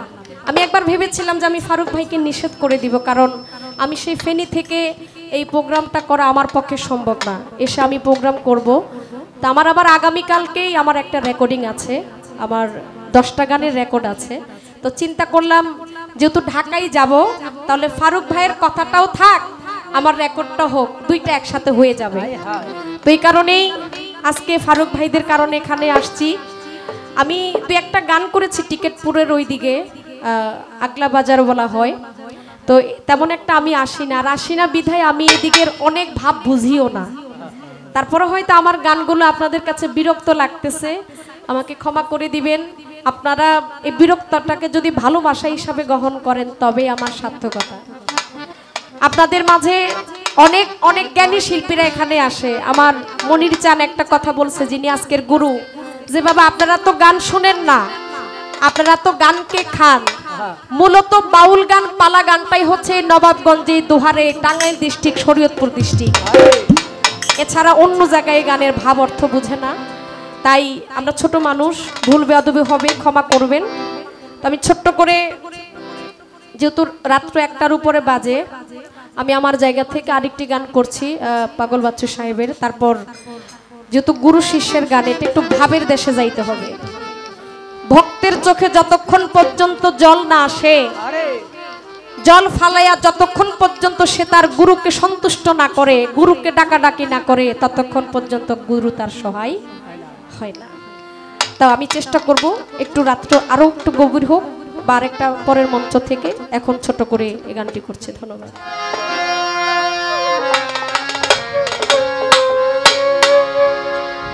সম্মানিত আশেকান, সাধুগুরু বৈষ্ণব,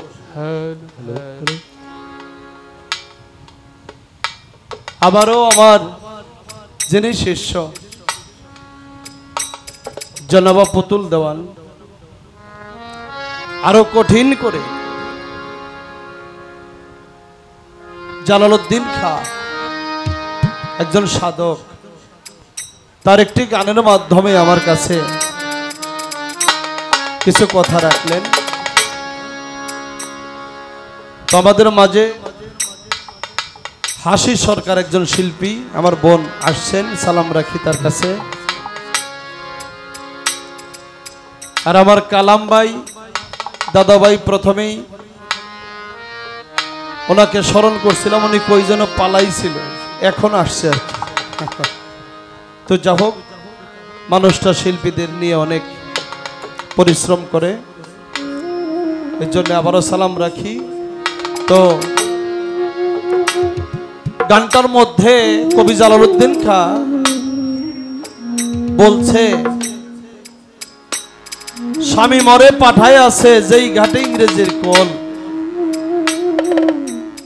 এখন সেই ঘাটে জল আনবো কেমন করে, কারণ কলস, যে কলস আমার কাছে, কলস হইল 9টা ছিদ্র। মারাত্মক কথা। আবার এই যে 9 ছিদ্র, এই বাঁশের বাঁশি, আর একটা ছিদ্র আছে, সেটা হলো বন্ধ, বন্ধদ্বার। সাধক যিনি সাধনার বলে সেটা খুলে। তাহলে আমার এই দেহটা একটা মাটির কলস, হাইরে আমার কাঁচা মাটির ঘর, কখন যেন নেই ভাঙ্গিয়া এসে ঘূর্ণি জ্বর। আমাদের খালিক দহন সাহেব লিখছে ওরা। সাধক এই দেহটাকে কোন সাধক একটা ঘর বলে আখ্যায়িত করছে, কোন সাধক এটাকে একটা বাঁশি বলে আখ্যায়িত করছে, কোন সাধক এটাকে নৌকা বলে আখ্যায়িত করেছে, আবার কবি জালালউদ্দিন খাঁ উনি এটাকে কলস, মাটির কলস। এই কলসে 9টা ছিদ্র, ছিদ্রগুলো আপনারা চেনেন তো? নাসুদ, লাহুদ, মালকুত, জবরুদ, হাহুদ। এখানে মুখের মধ্যে একটা ছিদ্র, নাসিকাতে 2টা ছিদ্র, 2 কর্ণে 2টা ছিদ্র, 2 চোখে 2টা ছিদ্র, আর একটা হলো লিঙ্গ গুর্জ। কিন্তু এই ছিদ্রগুলোর মধ্যে মারাত্মক হলো, যেই ঘাটের কথা বলছে, মারাত্মক হলো নিচের তালায় যে একটা ছিদ্র আছে। তাই রাধা বল্লভ সরকার বলছে, নিচের তালা আটকাও কোষে, চাঁদ উঠবে তোর নীল আকাশে। সেই তালা আটকাইতে হলে রাধারমণের যিনি গুরু হরেন্দ্র দাসে বলে, রাধারমণ কই তোমারে একদিনও প্রেম ফলের মধু খাইল না, এক বিন্দু পান করলে মধু তোমার কাজ জ্বালার দেহের হবে না। তাই বাবা হরেন্দ্র দাসে বলে, রাধা রমন কই তোমারে প্রেম ফুলের মধু খাইলা না, এক বিন্দু প্রাণ করলে মধু, কাম জ্বালা তোর দেহে রবে না, কাম তোরা এত দিন হয়ে যাবে। 9টা ছিদ্র আটকাইতে হবে, তার মানে এই না এই চোখটাকে আমি বেঁধে দিলাম, নাসিকাটাকে আমি বেঁধে দিলাম, মুখ বন্ধ করে দিলাম না, আমাকে এই 9টা ছিদ্র আমার বাধ্য করতে হবে। 9টা ছিদ্র আমাকে বাধ্য করতে হবে। আমার এই কর্ণ দিয়া যেন আমি কখনো কুকথা না শুনি, গুরু বাক্য কি গুরু শুকুর গজুরি, আমি যেন গুরু কথা যেন আমার এই কর্ণ দিয়া শুনি, যেখানে গুরু নামের বদনাম হয় সেখানে যেন আমি না থাকি। আমার এই দুটি চোখ, আমি যেন আমার এই চোখ দিয়ে আমার কেরুসানকে শয়নে স্বপনে নিশি জাগরণে তাকে দেখি। যদি আমি তাকে দেখি তাহলে আমার চোখের জিকির হবে জেকরা আইনি, আইনি মানে চোখ। যখন আমি এই নাসিকা দ্বারা আমি আমার গুরুর দেওয়া নাম জপ্য, এক নাম সার বটে সকল নামের, সে নাম হারাম করে দোজক সবের, এখনই সে নাম করো মনেতে জপনা, দূর হয়ে যাবে তেরা সকল ভাবনা। যে নাম নিলে জীবের এত পাপ সারে, জীবের সাধ্য নয় জীবী অত পাপ করে। একটা শ্বাস প্রশ্বাসও যেন আমার বন্ধুর নাম ছাড়া ভেতরে না যায়, বাহিরে না আসে। তোমার এই মুখ দিয়া তোমার বন্ধুর প্রশংসা যেন কি যেখানেই যাই সেখানে যেন গুরু আলাপ হয়, গুরুতে যার কার্যকলাপ সদাই করে সে গুরুর আলাপ। এমন স্বভাব যার মধ্যে রয়েছে তার সঙ্গেই করিয়া সঙ্গ, হইয়া যাও তার অন্তরঙ্গ, প্রেমানন্দ যার মধ্যে রয়েছে। আর নিচের 2টা ছিদ্র সম্পর্কে আমি একটা গান করব, তো তার আগে বলি এই যে এগুলাকে বাধ্য করে একটা কাজ করতে হবে, একটা হলো মুরাকাবা। মুরাকাবায় গুরু আপনাকে বসা শিখাবে, যখন বসবেন আপনার এই 9টা ছিদ্র আপনার বাধ্য হবে, এবং এগুলাকে বন্ধ করে কিভাবে বসতে হবে মুরাকাবায়। মুরাকাবা হলো ধ্যানে বসা, আর মুশাহেদা হলো ধ্যান করা। সেই ধ্যানের মাধ্যমে আপনি আপনার বন্ধুকে রাজি খুশি করে তাকে সামনে, পূর্ণিমার চাঁদ যেমন তাকে তাকে দেখেন, ঠিক তেমনি করে দেখবেন। কথাগুলো অনেক দামি কথা। সেই ঘাটে জল আনতে গেলে আমার শিষ্য পুতুল দেওয়ান বলছে, আসা যাওয়ার যে রাস্তাটা, এই রাস্তাটা খুব পিছল রাস্তা, পিছল রাস্তায় তো হাঁটা যায় না। যারা গুরু প্রেমিক, কবি জালালউদ্দিন খাঁ তার একটি গানে বলছে, তুমি নরকেরই রাস্তা দিয়ে স্বর্গে চলে যাও, অমর হইবার ইচ্ছা থাকলে আগে মরণ ঔষধ খাও, যেইখানে তোর পিছলে পাও সেইখানেই উঠে দাঁড়াও। জালালউদ্দিন খাঁ বলছে না, নরকের রাস্তা দিয়ে স্বর্গে যাইতে হয়। নরকের রাস্তা পারি না দিলে, দুঃখের সাগর পারি না দিলে কখনো সুখের সন্ধান মিলে না। তাই অমর হইবার ইচ্ছা থাকলে মরণ ঔষধ খাও, যেইখানে তোর পিছলে পাও সেইখানে আবার উঠে দাঁড়াও। গুরু পরীক্ষা নেয়, ঘাট পিছল করে দেয়, পরে যাও আবার উঠে দাঁড়াও। যাই যাবে মোর জাতিকুলমান, তাতে ক্ষতি নাই যদি আমার প্রাণবন্ধুরে আমি পাই। সেই জল আনতে যাইয়া সাথে আছে অষ্ট সহচরী, সেটা হলো অষ্ট সহচরী বলতে পারেন আপনার বাবার 4 মায়ের 4, হার মণি বগস মণি, হার রগ মণি মগজ, গোস্ত পোস্ত লৌহ চামড়া, এই হলো 8। হতে পারে আপনার অষ্ট অঙ্গ, কি হতে পারে তালিমের ভাষায় অষ্ট বাক, অষ্ট সহচরী। আর সেই 6 নারী যারা কুমন্ত্রণা দেয়, অসীন পথে জঙ্গলে নিয়ে যায়, এরা হলো 6টা রিপু, কাম ক্রোধ লোভ মোহ মাদ মাৎসর্য। 6টা রিপু, এরা কুমন্ত্রণা দিয়ে আমাকে আপনাকে কুরাস্তায় নিয়ে যায়। তাই আমার গুরু নামের যে গুরু নামের ধ্বনি দিয়া ইমানি পাথর দিয়ে এদেরকে সই করে এদেরকে আমার বাধ্য করতে হবে। 6টা ইন্দ্রিয় 10টা হইল কি,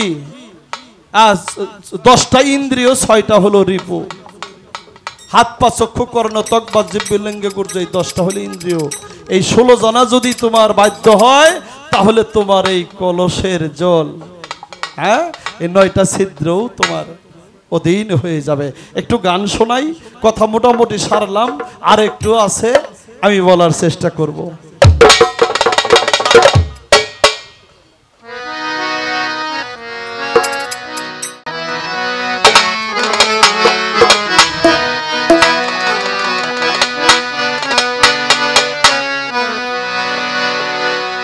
রসিকের নাই কালাকাল,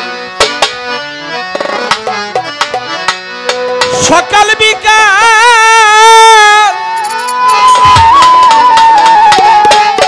আমার কামাল সবাই ইচ্ছা মতো ওই ঘাটে যায় রসিক জনার না। ওই নয় পানি চুয়াই না, জল উঠে না রে আমার, ও আমার কেরু চাঁদের না।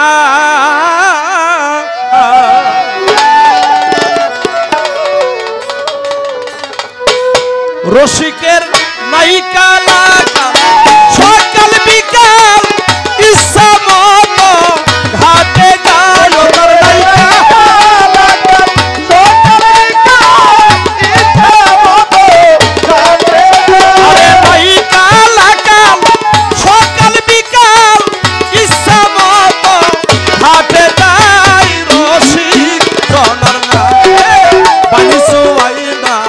জল উঠে নাই আমার কামাল বাবার না।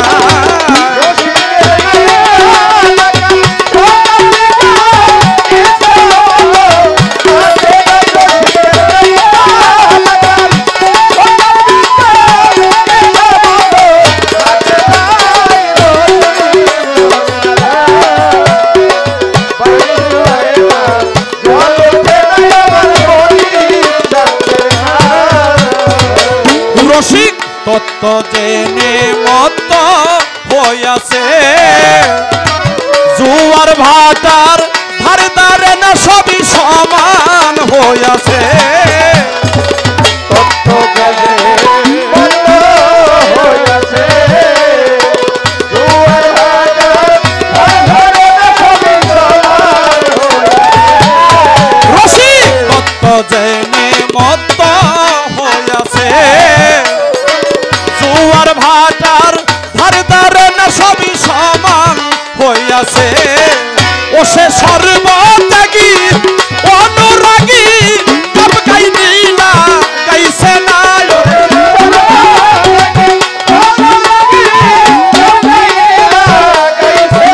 আরে সর্বত্যাগী অনুরাগী সব গাইনি না গাইছে নাই রসিক জনার না। পানি চুয়াই না, জল উঠে নাই আমার কেরু চাঁদের না।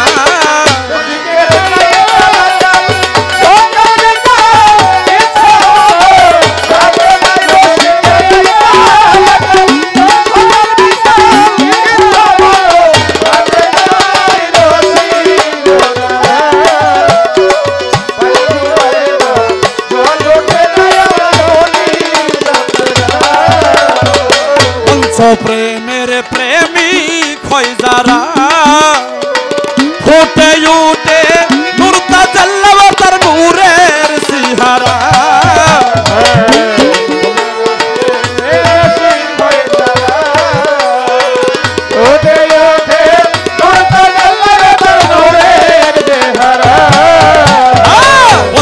প্রেমের প্রেমিক হয় যারা, ফুটে উঠে নূরতা জাল্লাওয়া তার নূরের সিহারা।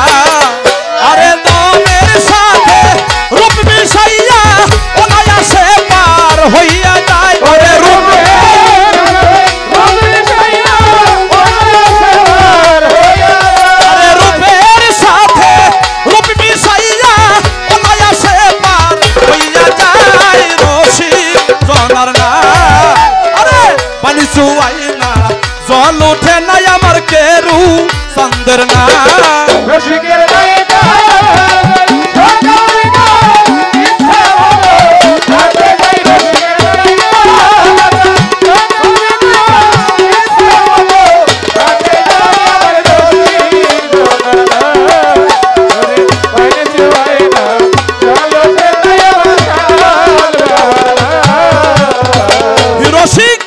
পার হইতে ওই পার যখন যায় গর্জনে তার তার বাইবে ছয়জনে গুন্ডা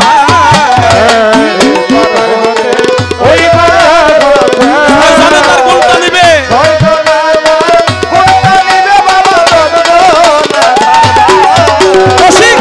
পার হইতে ওই পার যখন যায় ছয়জনে তার গুন্ডা নিবে দর্জনে দরবার গোসাই মদন মোহন ওই ভাবিয়া আমার রসিক কয়জন পাওয়া যায়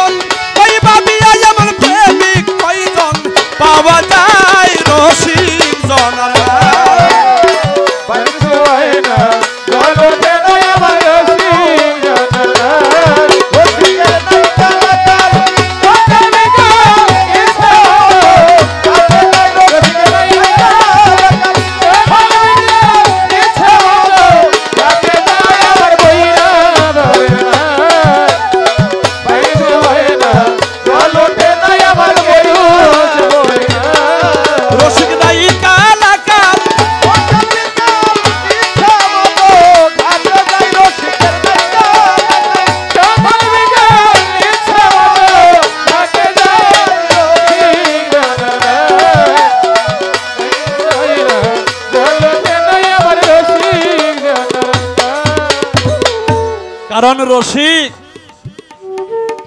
সর্বত্যাগী অনুরাগী গাব গাইনি লাগাইছে না গুরু নামের গাব গাইনি যার এই মানব কলসে লাগাইছে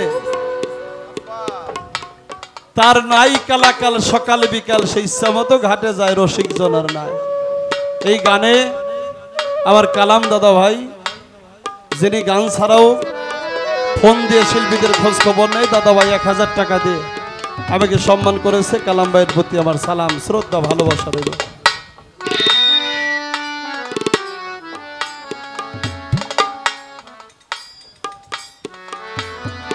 পঞ্চপ্রেমের প্রেমিক হয় যারা গুরুর সাথে পঞ্চটা প্রেমই করতে হয় সূক্ষ্ম শান্ত দাস্য বাৎসল্য মধুর পঞ্চপ্রেমের প্রেমিক হয় যারা ফুটে ওঠে নূর তাজেল্লা তারই মাকামে মাহমুদার মধ্যে নূর ঝলক দেয় যারে দেখলে ভালো লাগে মহব্বত করতে ইচ্ছা করে মনে লয় ওই রূপে বিমোহিত হয়ে আমি ডুবে থাকি এই দুনিয়াদারি ভুল হয়ে যায় পঞ্চপ্রেমের প্রেমিক হয় যারা ফুটে ওঠে নূর তাজেল্লা নূরের চেহারা রূপের সাথে রূপ মিশাইয়া অনায়াসে পারি হয়ে যায় রসিক এই পার থেকে যখন ওপারে পারি জমায় এই দেহের 6টা রিপু তার বাদ্য তারা গুণ টানে 10টা ইন্দ্রিয় তার দ্বার বৈঠা ভাই ওই নৌকা ওই কলসে কি আর বাটি যায় না ওজন চলে ঊর্ধ্বরতি হয়ে যায় গোসাই মদন মোহন কয় ভাবিয়া এমন রসিক কয়জন পাওয়া যায় ওরে পাইলে আমি ওর চরণেই পড়ে থাকতাম আমি জন্ম জন্মান্তরের জন্য ওর দাসী হয়ে যেতাম কবি জালালউদ্দিন খাঁ বলেছে সুমতি আর কুমতি ঝগড়া করে হ্যাঁ করবেই তো এই দেহের মধ্যে এই দুইটা নারী ঝগড়া করে একটা হলো অসতী কুমতি আর একটা হইল সুমতি তাই যার মধ্যে নফস আম্বারা জাগ্রত হয়ে যায় করে নিজের আয়াত্তে লয়ে আসে, তখন এই সুমতি আর কুমতি একাকার হয়ে যায়। তখন আর সেপাতের মধ্যে থাকে না। জাতে পূর্ণ হয়ে গেলে তখন ওই নারীর একটা গর্ব হয়ে যায়। কি কারণ গুরু তত্ত্ব বীজ রোপণ করে সে তাই ভক্তি বাড়ি শেষে দেয় না। একা যদি না পারিস তুই রামপ্রসাদকে সঙ্গে নে না, গুরুকে সঙ্গে নে না।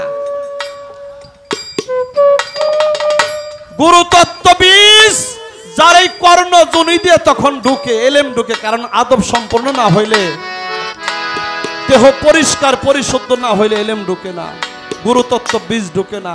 যখন গুরু তত্ত্ব বীজ ঢুকে তখন ওই সুমতির একটা গর্ব হয়ে যায়। সেই গর্বে একটা সন্তান হয় যার নাম হইল জ্ঞান সন্তান, যেই সন্তান ফকিরি করে বা করবে। গানের মধ্যে যতটুকু পেয়েছি চেষ্টা করলাম বলার জন্যে, পাশাপাশি এই গানটা রাখলাম গোসাই মদন মোহনের। তাই বাবা, যেখানে ভালো কথা হয়, আমার ভালো গান গাওয়া, ভালো কথা বলার ক্ষমতা আজকে নাই। যদি আমার শিষ্য এখন যে কথা জিজ্ঞেস করছে সে এখন আর শিষ্যের মধ্যে নাই, সে হয়ে গেছে এখন সেবক। আমার সেবা বুঝে, আমার হালাত বুঝে। যে স্ত্রী তার স্বামীর হালাত বুঝে না, বাড়িতে আসলে স্বামীর মুখের দিকে তাকায় না, মুখের দিকে তাকাইলে স্ত্রী যিনি সহধর্মিনী অর্ধাঙ্গিনী তিনি বুঝে আমার স্বামীর মনটা কেমন, এই সময় কোন ব্যবহার তার সাথে করতে হবে। যে বুঝে না ও ঘন্টার কি। রশিদ সরকার বলছে বিয়ে করলেই বউ পাওয়া যায় না রে, নিগুর সাথী মিলে না। বিয়ে করলে বউ পাওয়া যায় কিন্তু নিগুর সাথী মিলে না। তাই আমার শিষ্যকেও আমি ধন্যবাদ দিয়ে ছোট করব না, কারণ গুরু মিলে ঘরে ঘরে, শিষ্য মিলে কপালের ফেরে। এরকম শিষ্য কপালের ফেরে মিলে। কারণ যদি মনের মতো একটা শিষ্য না পাওয়া যায়, গুরু কার সাথে প্রেম করবে? গুরু তত্ত্ব, গুরু যে বস্তু সেটা কোথায় রাখবে? এই জন্যে সে এখন শিষ্যের মধ্যে নাই, শিষ্যর থেকে উনি এখন সেবকে আসছে। গুরুর সেবা সাধন, গুরুর হালাত সে বুঝে। আশা করি এর পরের মঞ্চেই সে ভক্তের দরজায় দণ্ডায়মান হয়ে যাবে। তখনকার বিষয়টা তখন বলা যাবে। বেটা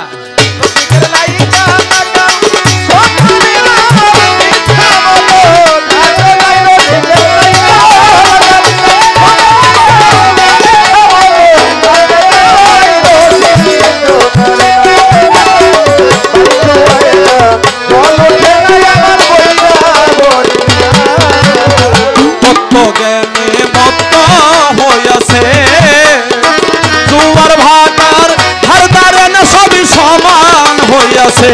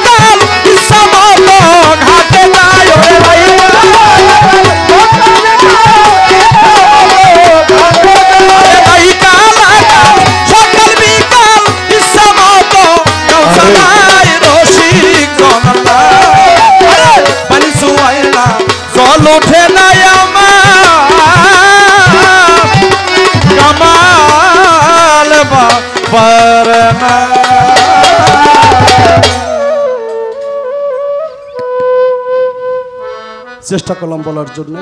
আমার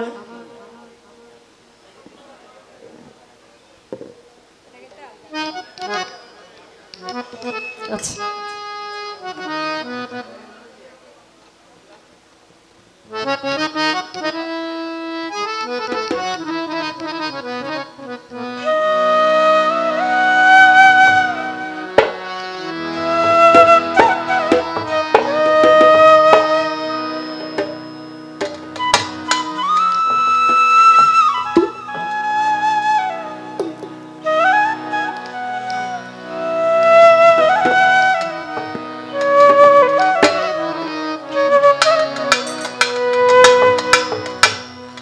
আমার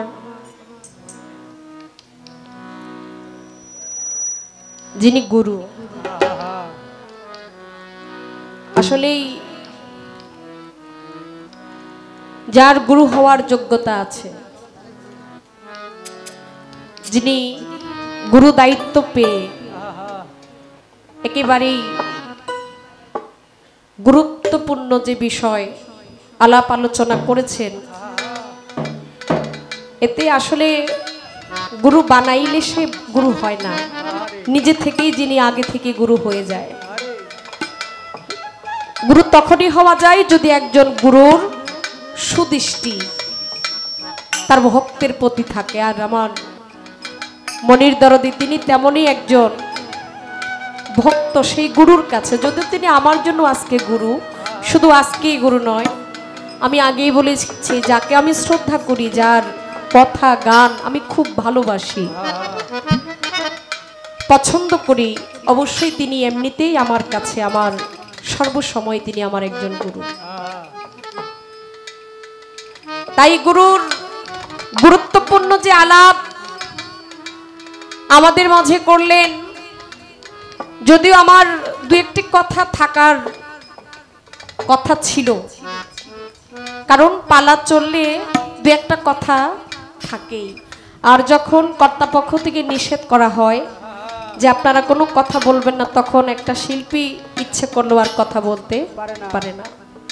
যেহেতু কর্তাই আদেশ করেছেন যে আর কোনো কথার দরকার নাই, আপনারা শুধু গান করবেন, তো আমি গানগুলো সেভাবেই করব। তবে আমার ইচ্ছা ছিল যে আমি অন্য আরেকটি গান করব, কিন্তু যারা আসলে গানপ্রেমিক মানুষ, যারা সবসময় চেষ্টা করে যে আমরা শিল্পীদেরকে কিভাবে ভালোবাসবো, কিভাবে মূল্যায়ন করব, সেভাবেই আমার কামাল দরদি মূল্যায়ন করে, তো তার একটা গানের আবদার আছে, আমি চেষ্টা করব সেই গানটি করার জন্য। আমার গুরু যেহেতু আমাকে বলেছে আমি এখন আর শিষ্য নই, আমি হয়ে গেছি সেবক। আমি শিষ্য নই, আমি সেবক। এই দরবারে অনেক সেবক আছে, সন্ধ্যা থেকে দেখছি তারা গুরুর জন্য যে কত কিছু করছে। একমাত্র কেন জানেন? শুধু আমার কেরু চান যেন আমার প্রতি খুশি থাকে। আজকে যার নামে ভেলা ভাসাচ্ছে আমার খাজা খোয়াস খিজির যেন আমার উপরে যেন খুশি থাকে। ও বাবা, কত নামের ভক্ত আছি, কামের ভক্ত নাই। আমি ওই যে একবার গুরুর হাতে হাত দিয়েছি, আমি গুরুর খাতায় নাম লেখাইছি, কিন্তু তার সাথে আমার যে লেনদেন, তার সাথে যে আমার কর্ম, আমি এমনই ভক্ত আমি সেটা ভুলে গেছি। আমার মাথায় চিন্তা নাই আমার গুরু আমার কোন কর্মে খুশি হবে, তার সাথে আমার কি প্রেম করতে হবে। নামের ভক্ত আর কি, ওই যে মুরিদ হইছি, বায়াত হইছি, এই যে আইলাম, আর তার সাথে আমার দেখা সাক্ষাৎ নাই। শুনছি বছরে ওই দিন আমার দয়ালের বাড়িতে ওরস হইতাছে, তরিকার একটা ভাইরে ডাক দিয়া দিলাম মুঠ পেরা, ভাই লও এখানে 10,000 টাকা আছে, দিয়া দিও আমার গুরুর দরবারে, সিন্নি পাকাইতে যেন আমার এই 10,000 টাকা দেওয়া হয়, দিয়া দিও। এটাকে মূলত গুরু ভক্তের প্রেম না। ভক্ত হলো সে, সেবক হলো সে, যে গুরুর বাড়িতে গিয়ে নিজে যদিও হয় সে অর্থর মালিক, ওই বাড়িতে হইতে হবে একটা চাকরের মতো। রাজপোশাক ছেড়ে দিয়ে ছিঁড়া তেনা পরে গুরু ভাইদের সাথে হাতে হাত মিলাইয়া কাজ করতে হবে, মানুষকে খাওয়াইতে হবে।